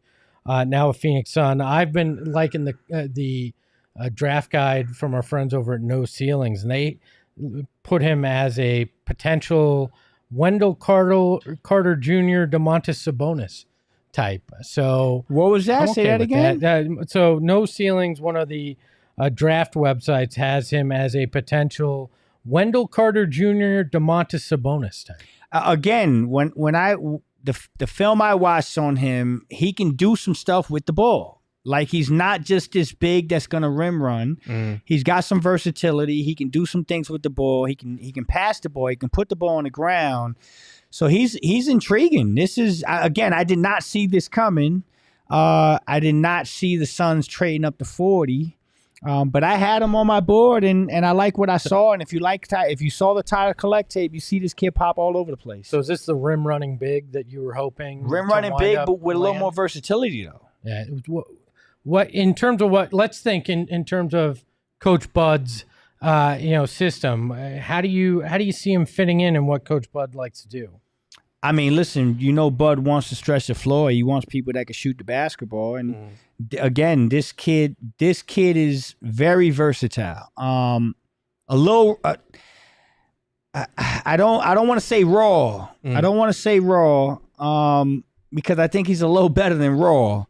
But untapped potential, some things that I think that when you look at the tape, there you look at him and you're like, man, there's some more things that this kid can do potentially in the right system. So I don't mind this pick. I don't. I mean, it's one of these things where you got to hope that he actually reaches that potential. But I like what he can do off the ball. So playmaking. With the ball. Playmaking, rim finishing, rebounding is kind of this kid's calling card. It doesn't sound like rim protection shooting is high on that list, though. What his strengths are. Yeah, he's not a floor spacing big. He is a little bit undersized at 6'10", so that'll be something to keep an eye on. But the playmaking thing is interesting for sure. Yeah, I'm trying to get clarification on how exactly the Suns got to this point because 51 was owned by the Knicks, so we're trying to figure out. And they'd have to attach something, but they can't attach cash. So it would have. Right. It's probably one of the other seconds. I would assume so, but.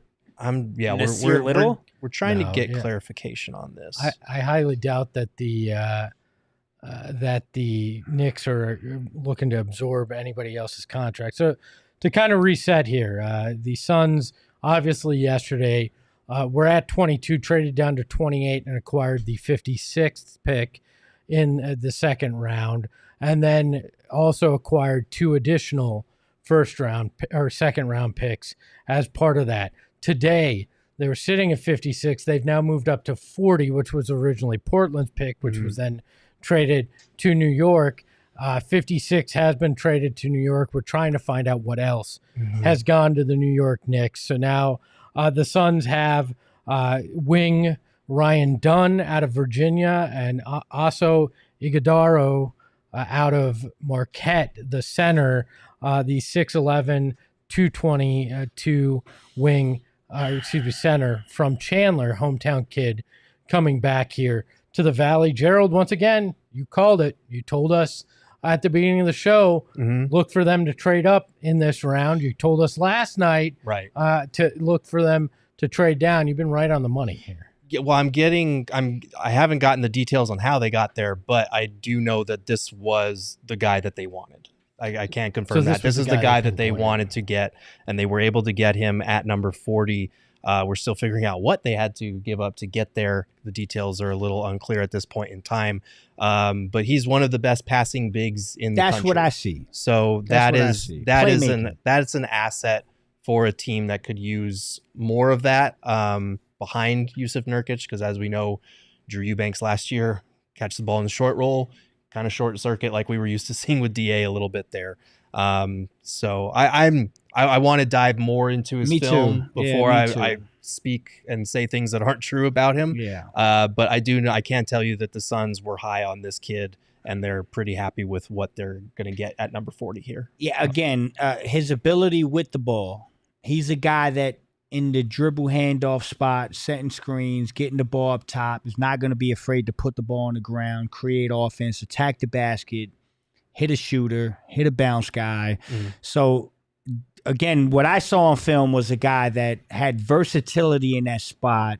I don't know that it's the holes that we were quite looking for. I think we were looking for more of a rim rolling big that can block shots and play defense and do those things.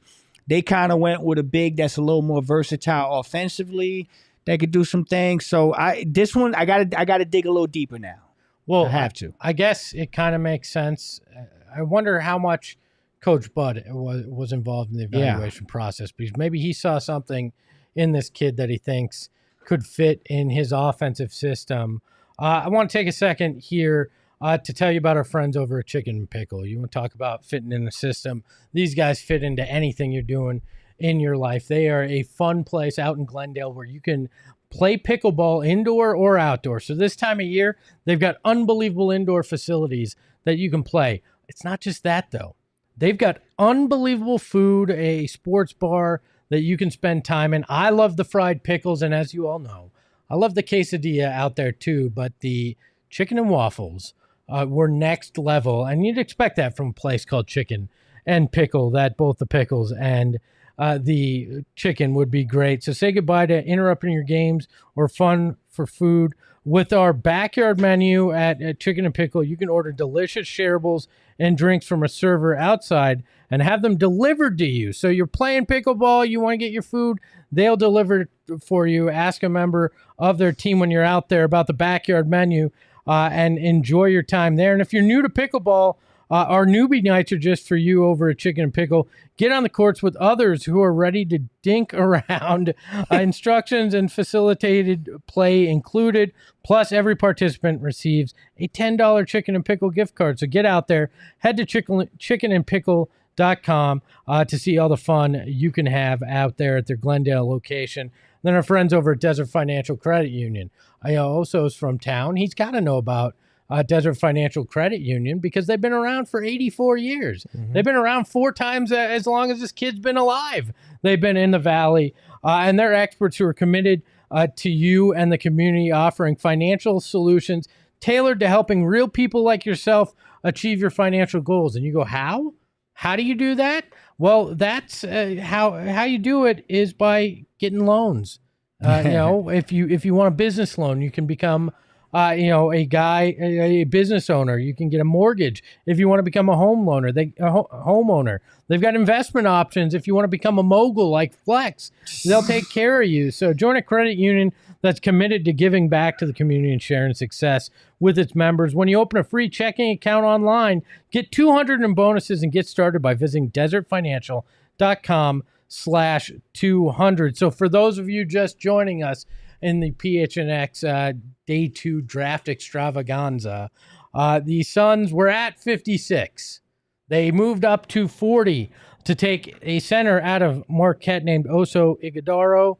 I don't think I'm pronouncing the last name right, but so be it. I'm just practicing it for the first time. Mm-hmm. He is now a member of the Phoenix Suns, so the Suns got the wing that they wanted, the defensive athletic wing that they wanted in the first round in Ryan Dunn, and now they've gotten Oso in the second round. Still trying to figure out the entirety of what is going on in terms of the trade package that was given up, but I think this pretty easily ends the pursuit for one Bronny James unless something weird happens in this draft. But as Gerald reported, this was the kid that the Suns were targeting here. The Marquette center is the kid that they wanted. When Gerald was talking earlier in the program about the Suns moving up in this round, and they got their man.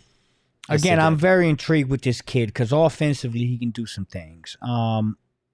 I'm a little bit off on, again, the fact that I don't think he's the defensive guy that we were looking for. But he's intriguing offensively, man. He can do some things in the post to dribble handoff, put the ball on the ground. He's good around the basket. They must see something that they really like in regards to what Bud is going to, do at that level with the talent that we have. So right. I'm intrigued. I definitely have to do a deeper dive. I don't want to say something about this kid without doing a deeper dive.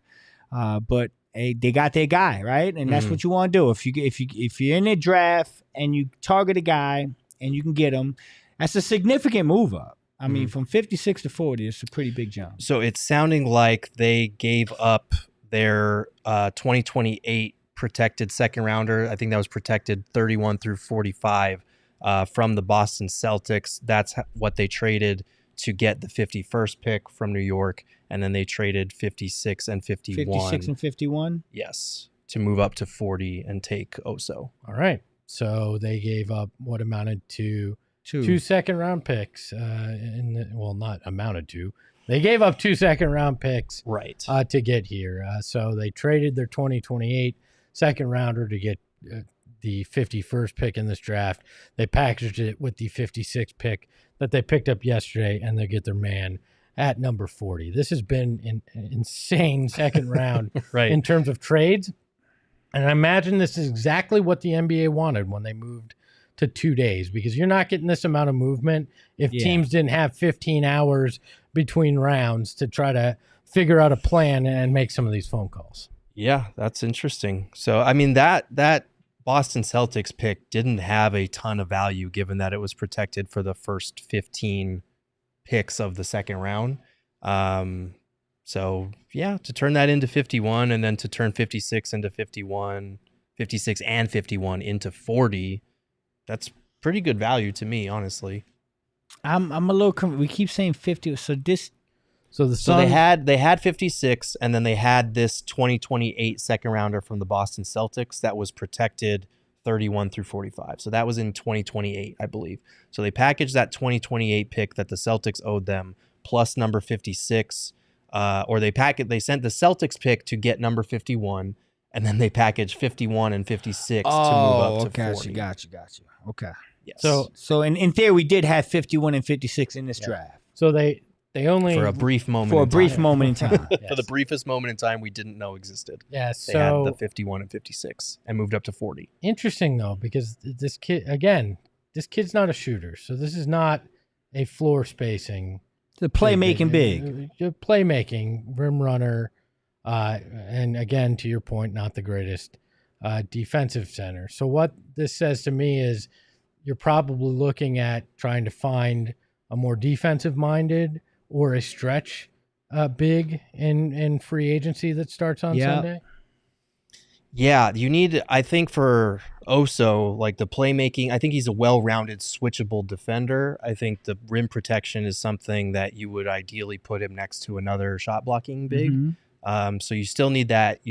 I do think Oso provides that rim running lob threat. Yeah, he does.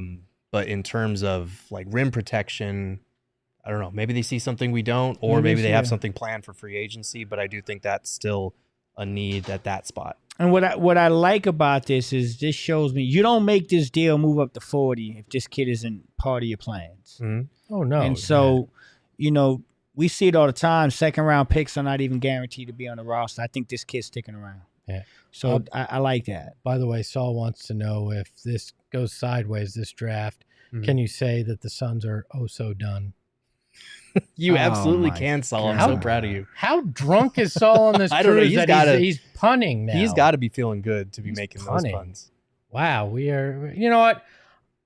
He actually went to all the effort to put together a video from the boat. Did he really? So why don't we throw it to somewhere in what ocean I don't know, and Saul Bookman with his thoughts on Ryan Dunn from last night. Hey guys, it's been a while. You guys are doing a fantastic job. I just want to give you my 2 cents on what happened yesterday. Listen, I think Ryan Dunn is a fantastic player. My only concern is, are they going to be able to develop him enough on the offensive side to be able to make sure that he can stay on the court and actually be beneficial? My hopes are high for this new regime and with Bud. So we'll see. So I'm not going to knock the kid. Defensively, immediate player. And I love that. So regardless of what Espo thinks about my fits, which are always fire, you guys have been fantastic, and I really appreciate everything you're doing. Hope all is well. Drake's house is apparently right around the corner over here somewhere. Yeah, anyway. So, yeah, we saw that. I saw sea turtles. Yeah, it's fun out here. See ya. Okay, so he didn't see Drake's house because Kendrick burned it down already. Oh, man. Here we go. You saw sea turtles, though. Yeah, hey, sea turtles. Hey, I'm glad you're enjoying. I like the shades. I'm glad you're enjoying your vacation out there, even though you're working in some small capacity. So thank you for sending your thoughts. Since we went, I'm going to recap one more time because people in the chat are like, wait, the Suns picked. So full recap. Yesterday, again, they were at 22. They trade back with the Nuggets. They pick up 28 where they select Ryan Dunn. They also picked up the 56th pick in the second round and 2 additional second rounders. Today, they traded 56 and 51, which they acquired by trading their 2028 second round pick to who was it at 51? The Knicks. So then they trade the 56 and 51 to Portland to get to 40, or how? Who was at 40? I don't know what. I think that didn't the Knicks hadn't they moved to 40? Okay, so the Knicks. Okay, so they traded essentially 56 and the 2028 to the Knicks I don't know. Okay. Do they still the Knicks had traded and had 40, right? And they already had 51. The Suns traded with the Knicks their future second round for 51, and then traded 56 and 51 back to the Knicks. So the Knicks got 51 after all. Back to the Knicks to move up to 40, before picking up the Celtics pick in the process. And and we still have the 2 extra from Denver future, right? Sure. We do, right? The 2 extra from future, the 2026 pick and the 2031 second rounder from Denver. Those are both still in the Suns' possession. Okay. The Suns still have their first round pick. So basically what they did was they took this Celtics pick that's protected for the first 15 picks of the second round of the 2028 draft. They turned that into 51. They packaged 56 and 51 to move up 11 spots. Okay. And then they selected. Also, I'm not trying to pronounce the last name again Ighodaro. From Marquette, the 6'11" center, who is a guy that is a rim roller, a playmaking big. Some have compared him to Wendell Carter Jr. or Domantas Sabonis. I think those are ceilings there, not expectations out the gate. So I want to take a step back. Ryan Dunn, that we heard Saul talk about. We also got our friend Tim Legler of the All-NBA podcast to share his thoughts on Suns' first-round pick, Ryan Dunn. Last guy I have for you is Ryan Dunn to the Suns at 28. They also got 3 second-round picks. That was the trade they made with Denver, swapping 22 for 28. So they get 3 second-round picks, which they kind of need because they don't have a lot of levers to pull to add guys to their roster, so they need some of these spaces. But they get Ryan Dunn, who's one of the best defensive players I've ever seen. He goes to a team that has plenty of offense. So how is this fit?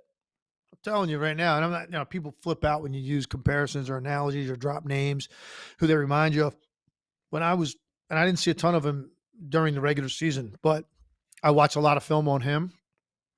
He reminds me a lot of stuff he does on the court defensively reminds me of Scottie Pippen. Like that's what I think when I watch him play defensively. I mean, he's just lightning quick from point A to point B. Just great extension, length, and timing, and like it reminds me of Scottie. And Scottie, when he first came into the league, wasn't much more than that. All that stuff Scottie added offensively, that came later, and as a result, he saw what it led to in Chicago when he elevated his offensive game to that point. But that's not what Scottie Pippen was when he came in.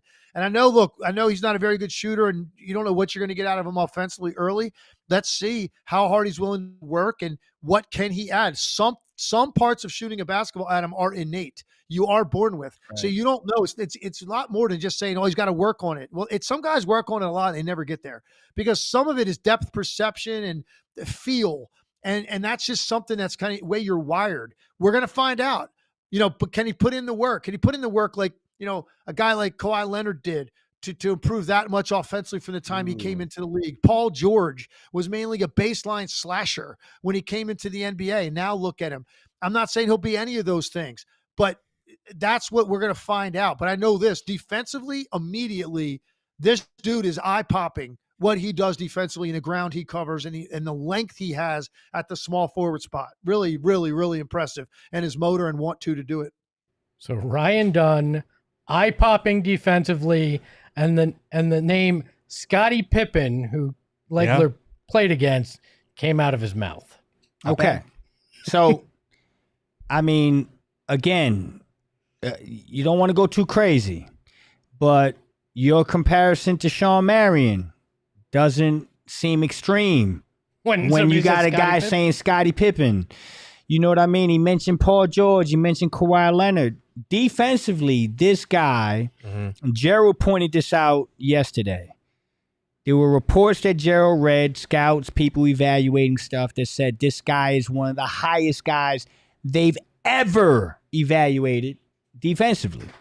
And so when you start hearing this, and this is a guy, Tim Legler, who played in the league, who played against Scottie Pippen and knows what he's looking at.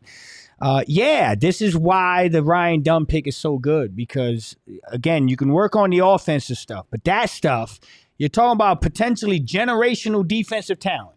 We hear this all the time. People say, this guy's a generational talent. There's 2 sides of the ball. There's offense and defense. Some people get really fixated on the offense.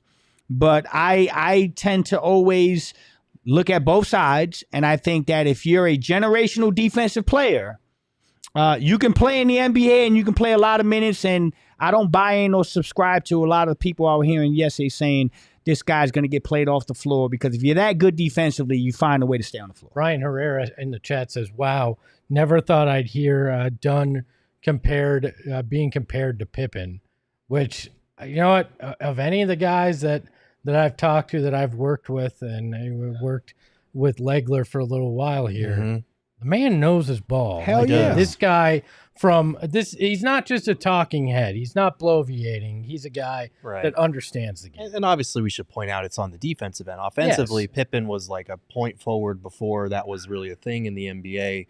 Dunn doesn't have the handle to do that or the playmaking to do that. But defensively, if that's what you're getting, I mean, that would be incredible. Tim Legler, a smart basketball mind, saying something like that. Keith Smith, another one on Twitter, said Phoenix getting Ryan Dunn and Oso Ighodaro is so good.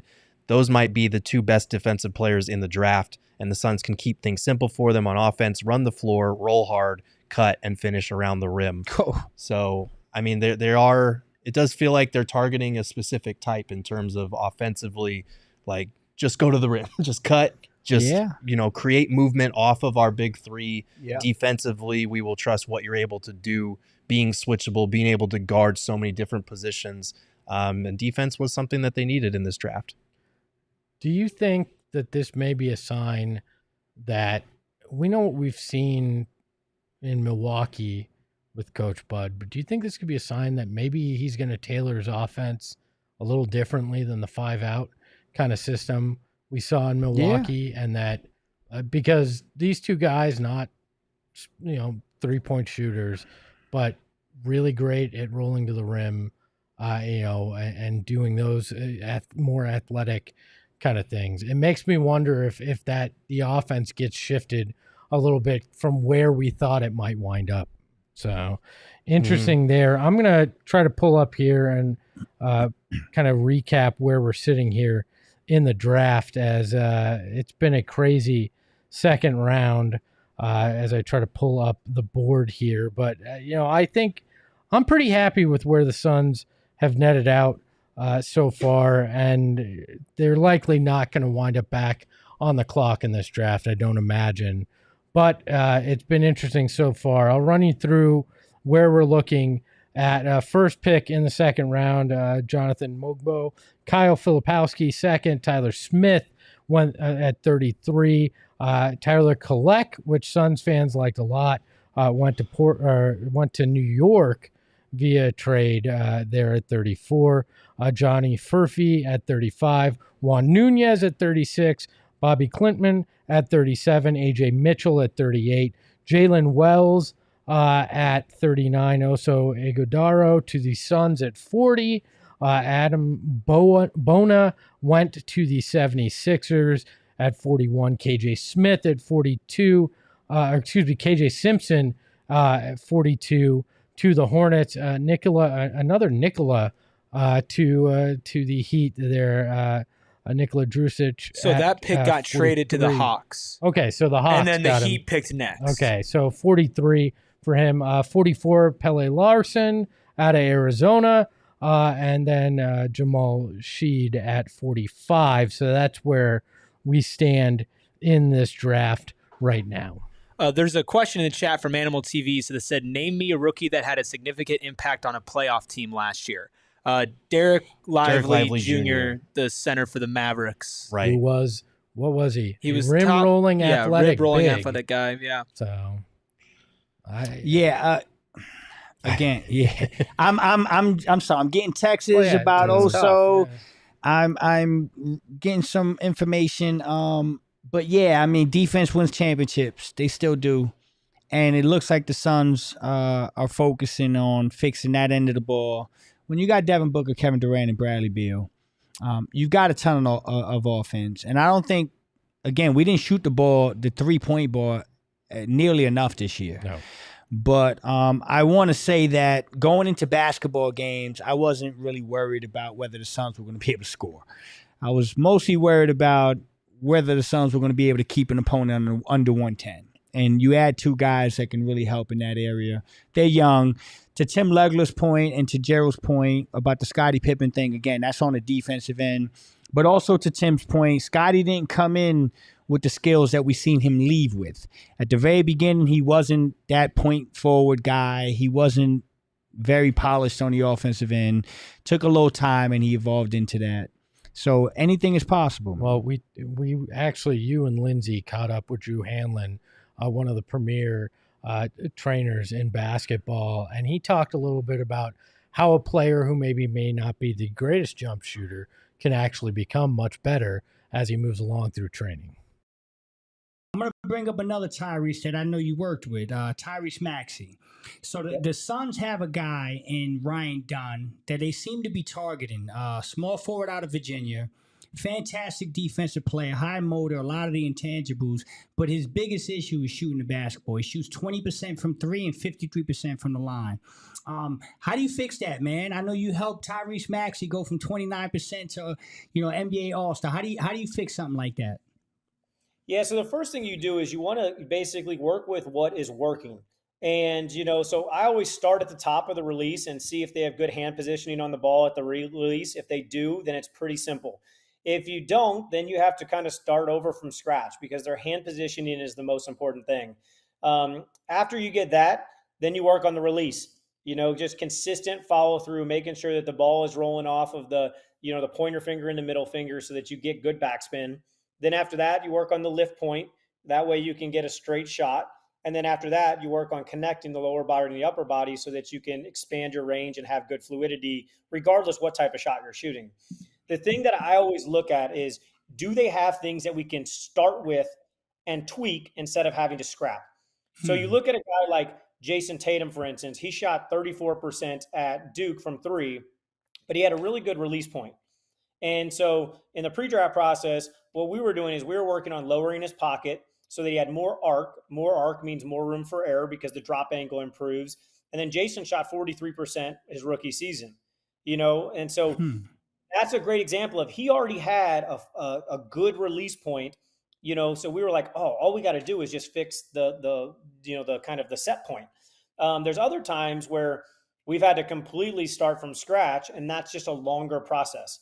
The other thing to take in consideration is the longer somebody has identified as a non-shooter, the harder it is to get them confident enough to shoot in games.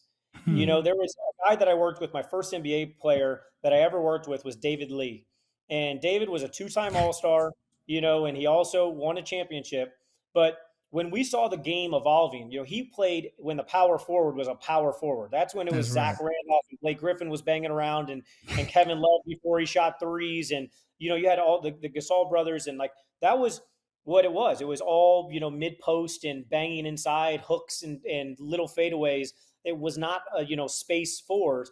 And when we saw the league kind of, transitioning to more four men being stretch fours, we started shooting threes. And in workouts, he would make 80% of his threes. Wow. 80%. And it was fluid. It was natural. Mid-range, even in games, he was an assassin. You know what I mean? He would never miss his mid-range shots. That's what made him an all-star. But what we saw is there was a reluctancy to shoot threes because he never identified, himself as a three-point shooter. And it was almost too late in his career. And so what you need is you almost need a little bit of fool's gold of guys believing that they're shooters, even if they're not going in, so that once they do develop the right, proper mechanics, then they have the willingness to shoot them with the same confidence that, somebody that's growing up a good shooter would have.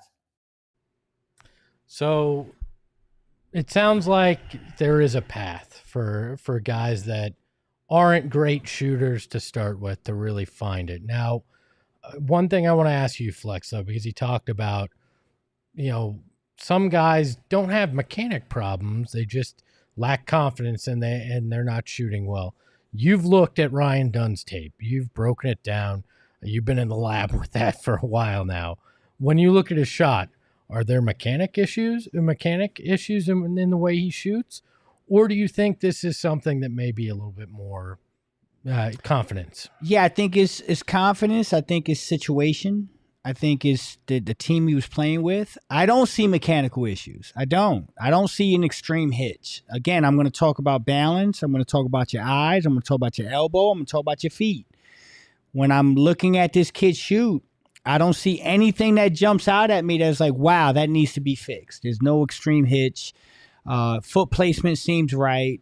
The follow through seems good. He lets it go high. I mean, I just don't see it. So it's blowing my mind, man. It really is. Like, I'm a shooter. I'm a shooter, guys. I'm a guy that shot the basketball a lot. I worked with people on shooting. I did shooting clinics. I mean, this stuff can be fixed. This stuff can be taken care of. It's not easy. It takes work, but this idea that this kid can't come in and fix his jump shot with more reps and proper coaching and confidence in the right system, it actually blows my mind. And it's a little frustrating sometimes because, again, you got to look at the totality of what was going on in that Virginia offense. Just look at the Virginia offense. You know, I'll tell you one quick thing, G, and Espo. I was talking to Damon earlier. When I played, I'm a shooter. I didn't. There wasn't a shot on the court that I was uncomfortable taking. But I had a coach that would be like, yo, man, I don't want you taking shots that are behind the line too much. I want you to toe the line on every shot. Okay? That changed my psychology on the court. Because I'm like, listen, I got this space between defender. I know I can pull up and take the shot, but I got this coach in my ear telling me he doesn't want nobody taking those shots. He wants us to toe the line and play a particular way. That happens in basketball. So I believe that if you give Ryan Dunn the opportunity to spread his wings a little bit and entice him to take these shots a little bit more, his shot is very correct. I understand that and the jump shot and that thinking.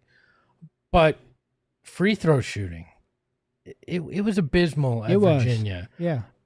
What do you attribute that to? Because to me, that's more mental, right? When you're at the free throw line, yes. Or like, is that?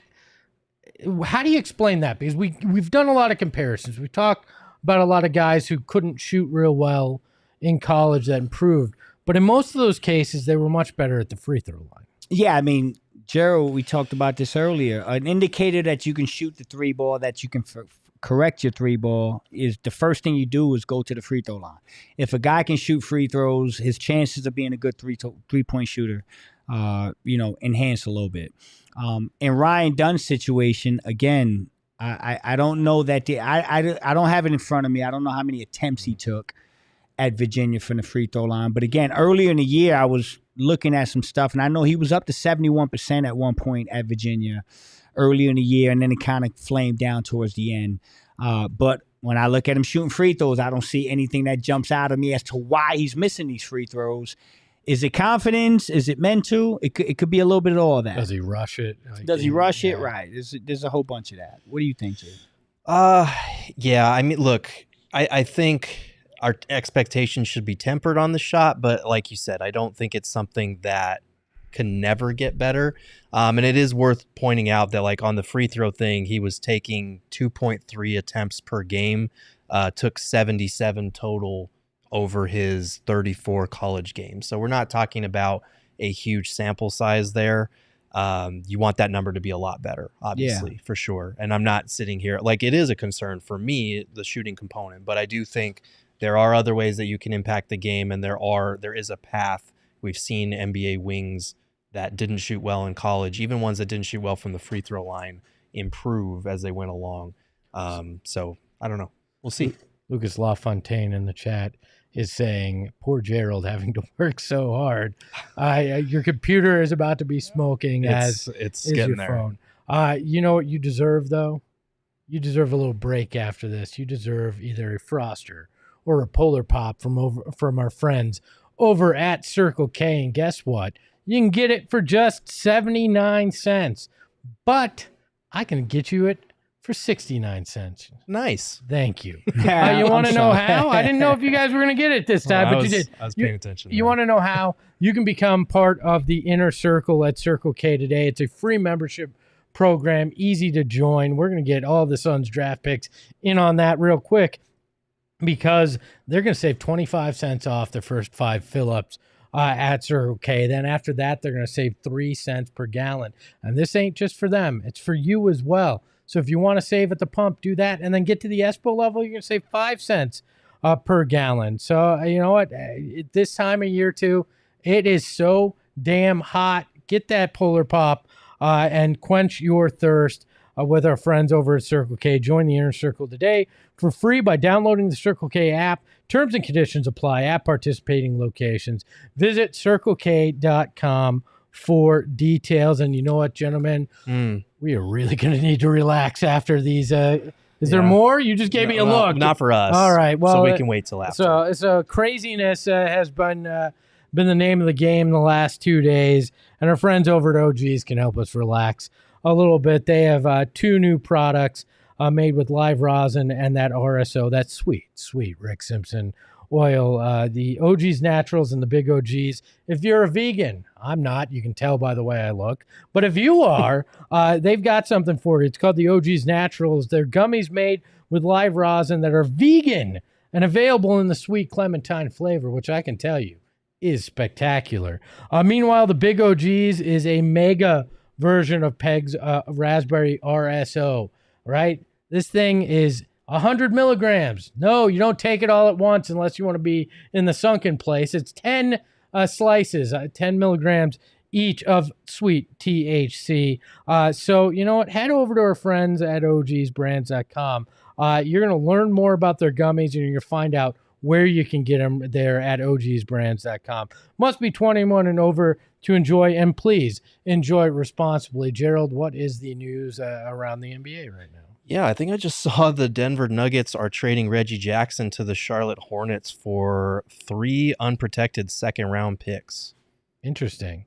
So could Reggie get bought out and be a vet minimum option? Maybe. I thought, I mean, he's interesting because he has the player option. So did he already opt into? Oh, he did already opt into that. So yeah. So they could buy him out. Yeah, and put that's him interesting. Right he was back on out my there. list of veteran free agency point guard. And like, I mean, he's older now. He's not as good as he was, but he's still a steady option, a shooter, a scorer, and someone that can run an offense off the bench. So something to keep an eye on if the Hornets aren't really interested in keeping Reggie.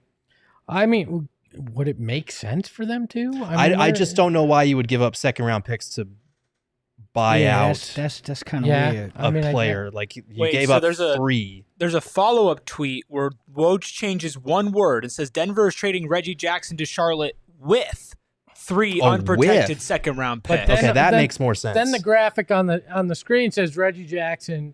I think they need to update that because Woj just tweeted that like 2 minutes ago. Okay, so that makes more sense. And then Reggie Jackson being bought out would make sense in that case because you get 3 second-round picks that are unprotected, and then you can just let the guy walk, right? Yeah. So that could be an option. It's a good transition here. We've seen what the Suns have done in the draft. They got their defensive rim-rolling center, and they got their defensive athletic rim-rolling wing. We've talked about what free agency could look like. We've got the legal tampering period open Sunday at 3 p.m. Arizona time. Is backup point guard your main focus? Word 1 in that.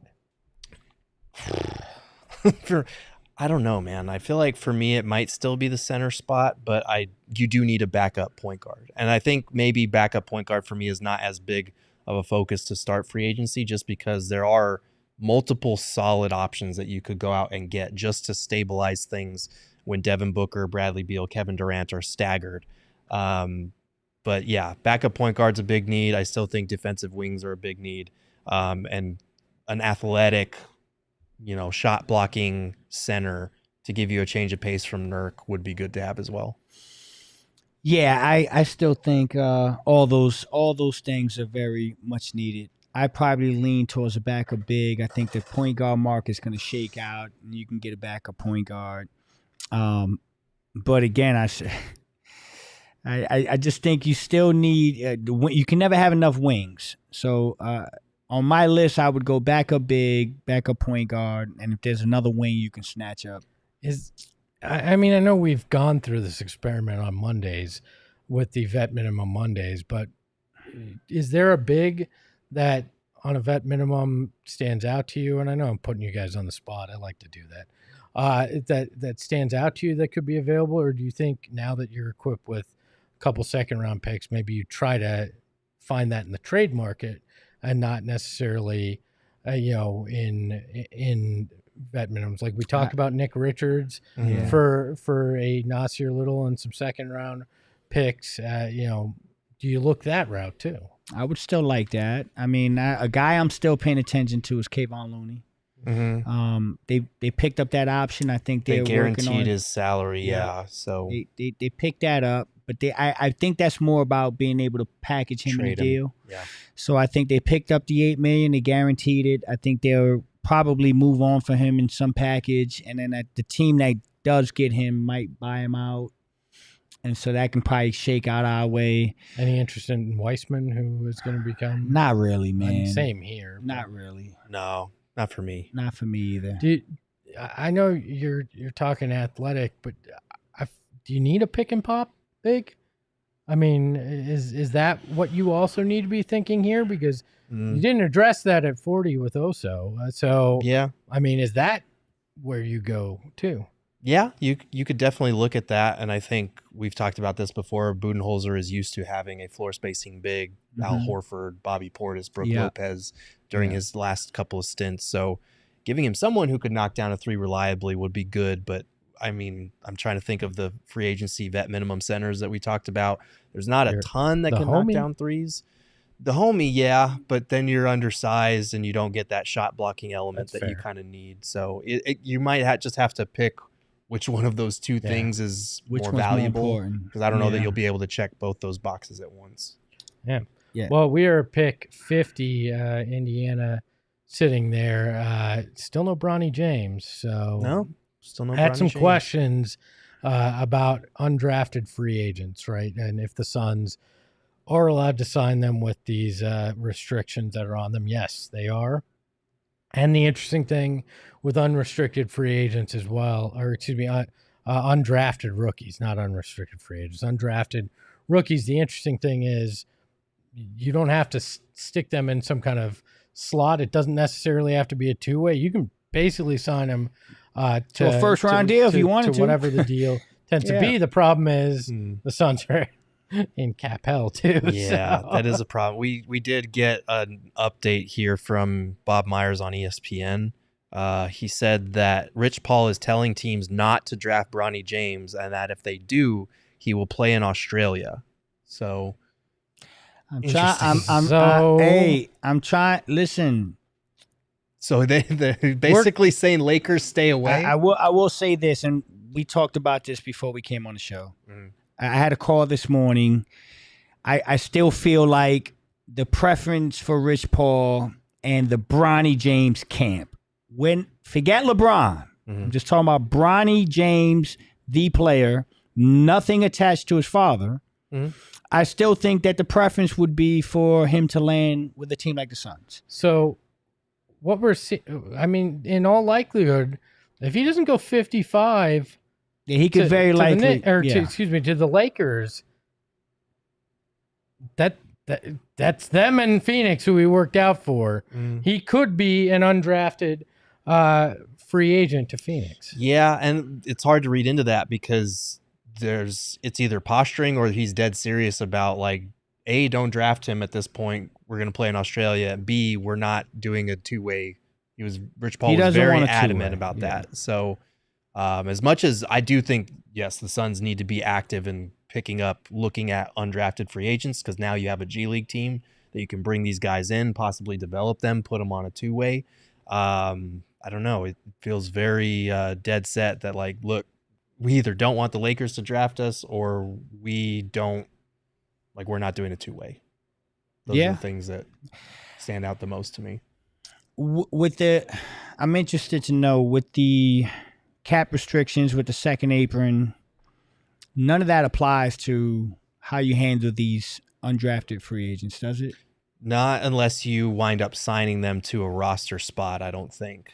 And at that point, it would be like a vet minimum type deal, I believe. But so you couldn't draft, or you couldn't take an undrafted free agent and give them the equivalent of a 2-3 guaranteed. You don't have cap space.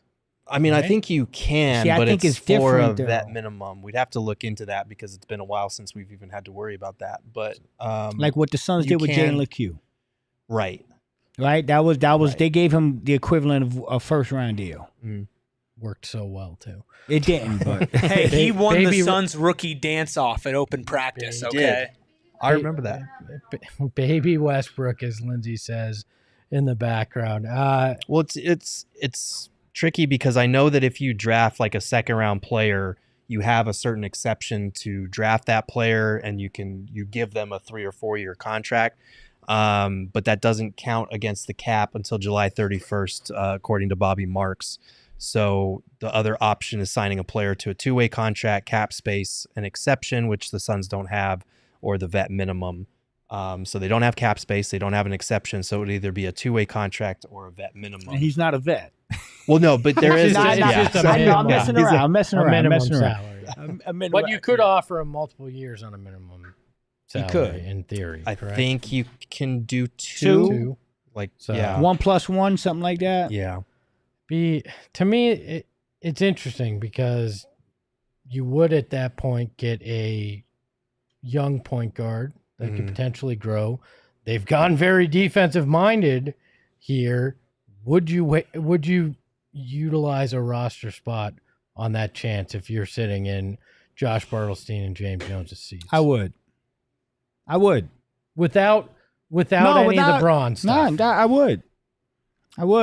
It's just one of them swings that you take. I mean, again, this kid's got a lot of work to do. This is a project. This kid's got a lot of work to do. But the chance that you might have something, the genetics, the fact that he's around LeBron James his whole life and knows the game of basketball and has a high IQ and could grow into something, the chance that something down the line can evolve through this, I take the chance. Undrafted free agent, absolutely, I take the chance. Just as are you talking 2-way or are you talking full roster spot? I would not. I can't. Not at this point, especially because if you had only taken one rookie, I'd get that maybe. But you already have 2 rookies coming in that are going to have to adjust to the NBA game, speed, length of the season, all that stuff, and prove that they can be contributors. I think they have a good chance with both of these guys to be able to contribute in some type of role. But you only got 15 spots, and we're running out of them quick in terms of you had 7 guys under contract. Royce O'Neal makes 8. If Damian Lee and Josh Okogie are back, that's 10. 2 rookies, 12. Like, what are you going to do in free agency? Josh is back though with Dunn? Yes. Well, I mean, I don't know for sure, but I don't. They play different positions. They're not. Yeah. They're not the same player. It's going to be tricky because I don't know that you can put both of those guys on the court at the same time together just because of the lack of floor spacing there. Maybe it changes the equation. I'm wrong. And but could you move Nasi a little? Could you just move Nasi a little? If that were a crunch where you're talking about one spot. Yeah. That's one of your few trade assets though too. So ideally you would want to get something back for Nas. I don't think you'll get a first back for him. You would want to try and get some sort of player. Oh, a player? Which then is taking that roster spot, so you're not solving the roster crunch. The crunch there. This is going to be a really interesting weekend once this tampering window opens up here for sure. Listen, I'm very intrigued by what they've done. Gerald, I have oh my gosh, Gerald just gave. No, I'm sorry. What is going on? This is really funny. I don't know. Hold on. I don't know. This is really funny. Hold on. Can I cue this and then you make the face as I do this? Uh-huh. Wee-oo, wee-oo, wee-oo. Breaking news. Give me the face now. Come on. There we go. Well, it's not breaking news so much as I think Shams might have gotten hacked because he just tweeted, "My account keeps getting locked. ... in the middle of the NBA draft. He hasn't tweeted in 13 minutes. Damn, I think someone hacked Shams. That's messed up. That's funny. Well, hey, when your password is I love Kay Adams, I mean, it's not that hard to figure out. So. The Knicks were about to take Bronny, and they didn't, but they're about to take Bronny, and Shams is typing it out, and Rich Paul hacked into his account. Let's, you know what, I'm going to recap where we are. Yeah, go ahead. In the second round. So we left off at 45 the last time we looked at it. 46 was Cameron Christie to the Clippers. Antonio Reeves at 47. Harrison Ingram at 48. Tristan Newton at 49. Enrique Freeman at 50. And another gentleman out of France, Melvin Ajinka, I believe. And is so that Alexi Ajinka's we're sitting at 52 I might need to look into now. this. So I'm looking at a guy on this board, and I talked about him earlier, Cam Spencer, UConn. He's still on the board. I mean, this guy is a really good basketball player from a good system, won a national championship, was one of the reasons why they won a national championship. 50, 40, 90 shooter, 6'4", good body. Projects more as a two guard, but again, I do believe that there's potential for him to eventually play a little bit of point. I'm looking at the board and I'm like, man, that guy, if that guy goes undrafted, I'd love to talk to that kid. So this is interesting. So Tad on Twitter sent this to me. It's a video of Oso, the Suns center out of Marquette, who they drafted at 40. The tweet says he has one of the highest IQs in the NBA draft. He broke down every NBA action in one take in a film study without seeing the play before. Oh, yeah. Highly intelligent kid. Okay. Funny you say that. I just got a text from somebody I trust who literally told me this kid's basketball IQ is insane. Basketball IQ is insane. He's like a coach on the floor. Which can go a long way. I mean, it'd be interesting to see how that translates with this group. So still no Bronny James being drafted, for those of you wondering, and still a lot of stuff that'll take place with the undrafted free agents. But McCullough's still on the board too. 7 picks left. Yep, 6 picks left. McCullough ain't get drafted yet. Yeah, Justin Edwards, Kevin McCullough, Keyshawn Johnson, Cam Spencer, Bronny, Jalen Bridges. Hey, guys, there's some good players on this board still, man. If these guys get to an undrafted spot, the Phoenix Suns better be on the phone. It's interesting, too, because sometimes as this is going on, those guys are like, already hey, commit. Don't draft me. I'd much rather sign someplace that I can go that's better for me. Gerald, I have a question for you, and again, sorry to put you on the spot, but when it comes to rookies, what's the rule on sending a guy down to the G League if he's not on a two-way? Can you do that to get him some seasoning, or does he have to be on a two-way?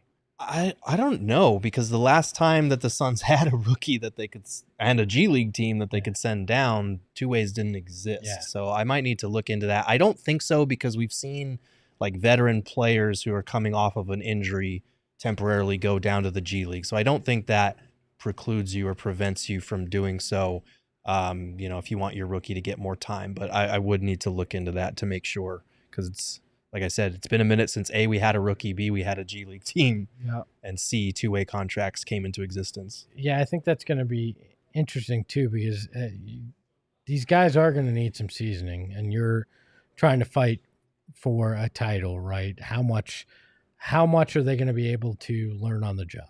And that's, I think, going to be a big factor here. It's going to be interesting and fun to watch these guys at Summer League, though. Is going up against other college guys and guys trying to get back in the league. We'll get a good feel of the basics of their game, the fundamental parts of their game, and I'm looking forward to that in Vegas in a couple of weeks, because we'll be out there for the first 5 days, 4 or 5 days of Summer League, watching all this, and we should learn at least a little bit about both of these guys. I mean, listen, Sunday's free agency.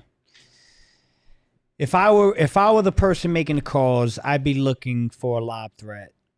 That's what I feel like we're still missing.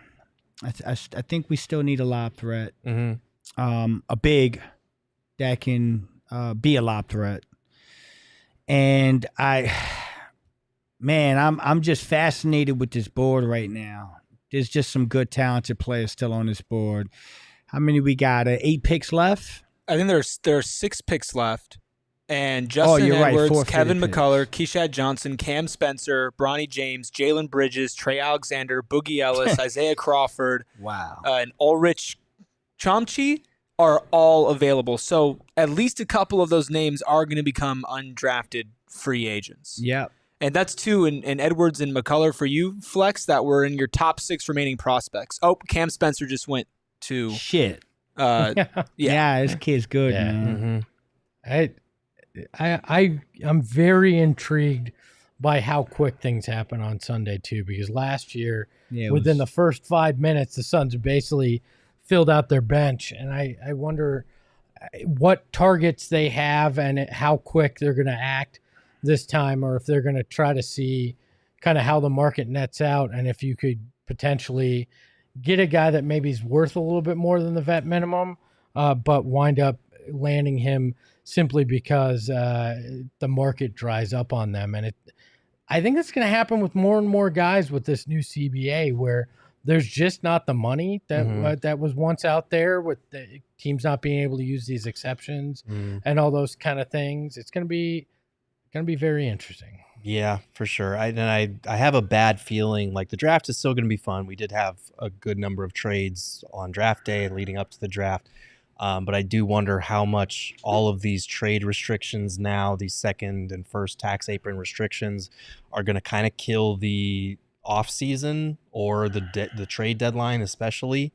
Because if we fast forward to February of next year and, there's 8 to 12 teams in these tax aprons, it's going to be more difficult for them to make moves. And maybe I'm completely wrong. You never know how this sort of thing is going to affect teams and their thinking, but it just feels that way. You got a lot of hoops to jump through now just to get a trade done.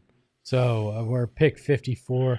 Yeah, which is the I'm Celtics. fascinated. This is there's this growing push for the Celtics to take Bronny James as kind of an FU to their longtime rival, the Lakers. You think the Celtics are that petty? Do you think they care that much about sticking it to the Lakers still? No.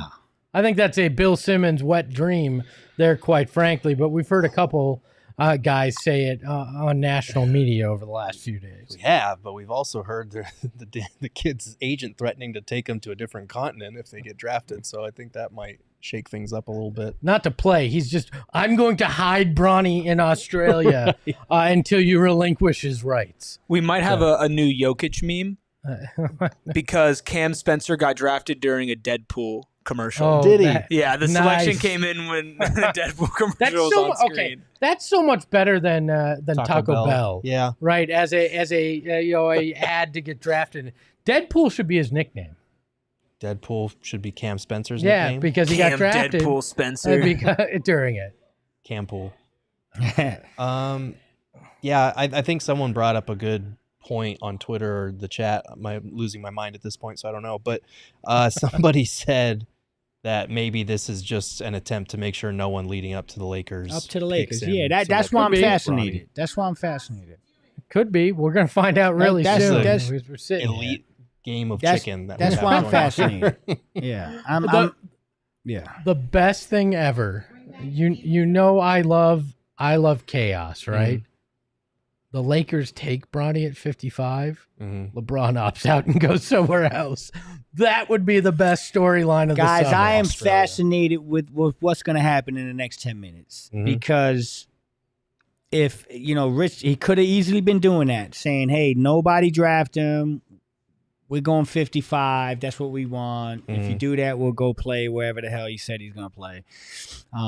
But if they don't, if you see 55 and the Lakers don't take Bronny James, what does that imply? Are you okay? What does that imply? I'm going to put you on the spot. Are you feeling confident enough to say if Bronny James doesn't goes undrafted that we're going to get an alert that Bronny James was signed as an undrafted free agent?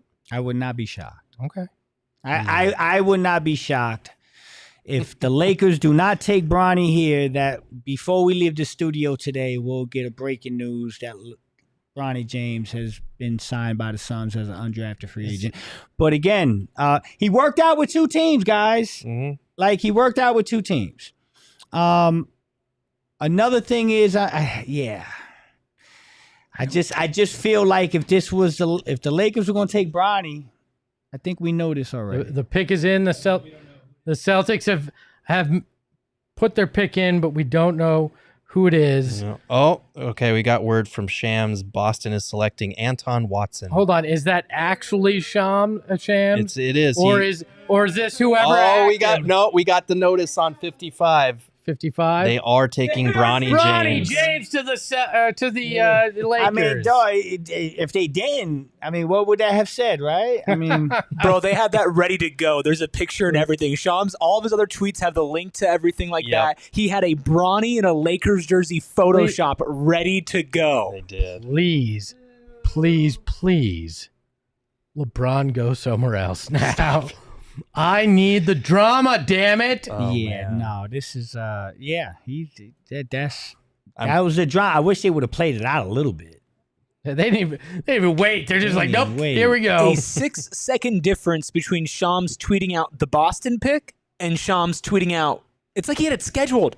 Basically, it was already ready to go. He probably did. It was in his drafts, and he fired that bad boy off fast. Probably. So he did mention in the tweet, LeBron and Bronny to become first ever father-son duo to be in the NBA at the same time, which is not insignificant that he included that, because if the Lakers and Rich Paul were playing a game of chicken, I don't know. I don't know if you would get that last line in there. This was the word. This was handled so crazy. I think everything they did was so unnecessary. Yeah, it just was unnecessary. Like the way that the whole threatening to go to Australia. Yeah, that was just so unnecessary. Like, dog, listen, you only worked out for 2 teams. I don't think anybody was really going to. I think you know what that is. I think that's agent stuff, implying that teams were knocking on the door to draft him. Right, that's how the business works. I'm pretty sure he was always going to be there at 55, right? Unless the Suns had moved up a couple spots ahead of him and they really liked him. Mm-hmm. But you know what? It played out exactly how we thought, and now JJ Redick can draw up plans for Bronny James to hit some shots in preseason. Yeah. So enjoy that, JJ. Do you think JJ coaches the Lakers Summer League team so he can actually have some experience before he goes into an actual season? I don't know. I don't think he will, but maybe. I think I saw it was Fran Fraschilla who was saying on Twitter he was given his list of advice for new coaches, and coaching the Summer League team was one of those things, just to get as much coaching experience and get your feet wet as possible. That's interesting. It's gonna be interesting to see the chaos, because Lakers games at Summer League were already insane. They're gonna be crazier now. With Bronny on the Lakers, and LeBron will be courtside for that first game with Team USA being in Vegas. At the same, maybe that was all coordinated too. So that's pretty much the drama left in this draft. It is pretty much over. There is pick 56. I'm still looking at some. Mr. Irrelevant is still on the board, damn it. I'm still looking at some of these available players, man. Justin Edwards and McCullough surprised the hell out of me that they're still there. Yep. I like Bridges, Kashad Johnson. I like Kashad Johnson, Boogie Ellis, Bridges. Yeah, no, there's some interesting names on this list still. If Justin Edwards goes undrafted, that was shocking. That would be an incredible undrafted free agent signing for the Suns. It would be. It'll be interesting. Oh God, yes. So those of you that maybe are just tuning in because you saw, pick 56 is coming up, the Suns will select. Sorry, you missed it 16 selections ago. They traded up to 40 to take the Marquette center. I'm not. Can you, what last name again you want to try it? Ighodaro, thank you. Ighodaro at 40. So they've got their center that they coveted out of Marquette, the 6'11" big man. They, in a really roundabout way, traded a 2028 second-round pick that was protected from Boston to the Knicks for pick 51 in this year's second round. Yes. They then packaged pick 51 and 56 and traded it to the Knicks for 40. Yes. So essentially, the Knicks pick up 2 second-round picks to get up to 40, so the Suns could get their man. So that is Ryan Dunn. A lot of pick swapping. Was first. All the chaos in the second. That's kind of the way this all netted out for the Suns. Listen, if the Suns would have traded into the 40s and took Edwards or McCullough, I would not have been upset. I had them that high. Mm. If these kids go undrafted, man, come on, guys. Saying the Valley Suns could be really good next year. I'm saying the Phoenix Suns can be really good. Okafor to Edwards. Man. Oh, here they're making the official announcement on ESPN right now of Bronny James. Where's the obligatory LeBron crying cut with Bronny? Are they going to have it or no? Maybe they didn't. Maybe they were too afraid that he might not be drafted. He's in Australia, bro. They didn't. They already stashed him away. Sorry, we're not see gonna. How long his highlight package goes? Probably the longest of anybody in the second round. All right. I mean, look. No. 4 highlights. No. I don't think we're getting the shot. Disappointing. I thought the NBA would milk it for everything it was worth and have LeBron Cam with Bronny, get them embracing as the first father-son duo in NBA history. Unfortunately, you would think so. I wonder who's going to get that first interview. Probably Windhorse. I'm looking for a JJ Redick podcast for sure. Oh my! Special pod drop. Yeah, Bronny, we're gonna draw up these plays that you and LeBron can do.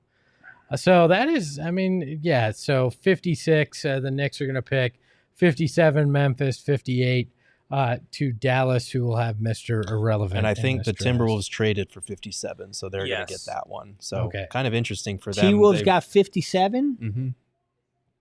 If they get Justin Edwards? You're especially worried about one of those guys. If they get one of those guys that you like that much at 57, they had the best draft. Best draft, no question. Shit, I can tell you right now, if one of those kids went undrafted and the Suns were able to get him as an undrafted free agent, I think you could talk about the Suns having one of the best drafts. Mm.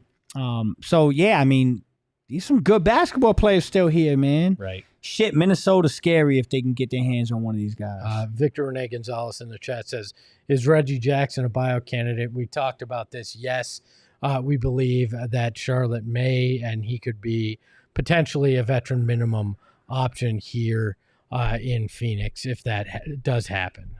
So, yeah. So where do we go? Where do we? What? Come on, man.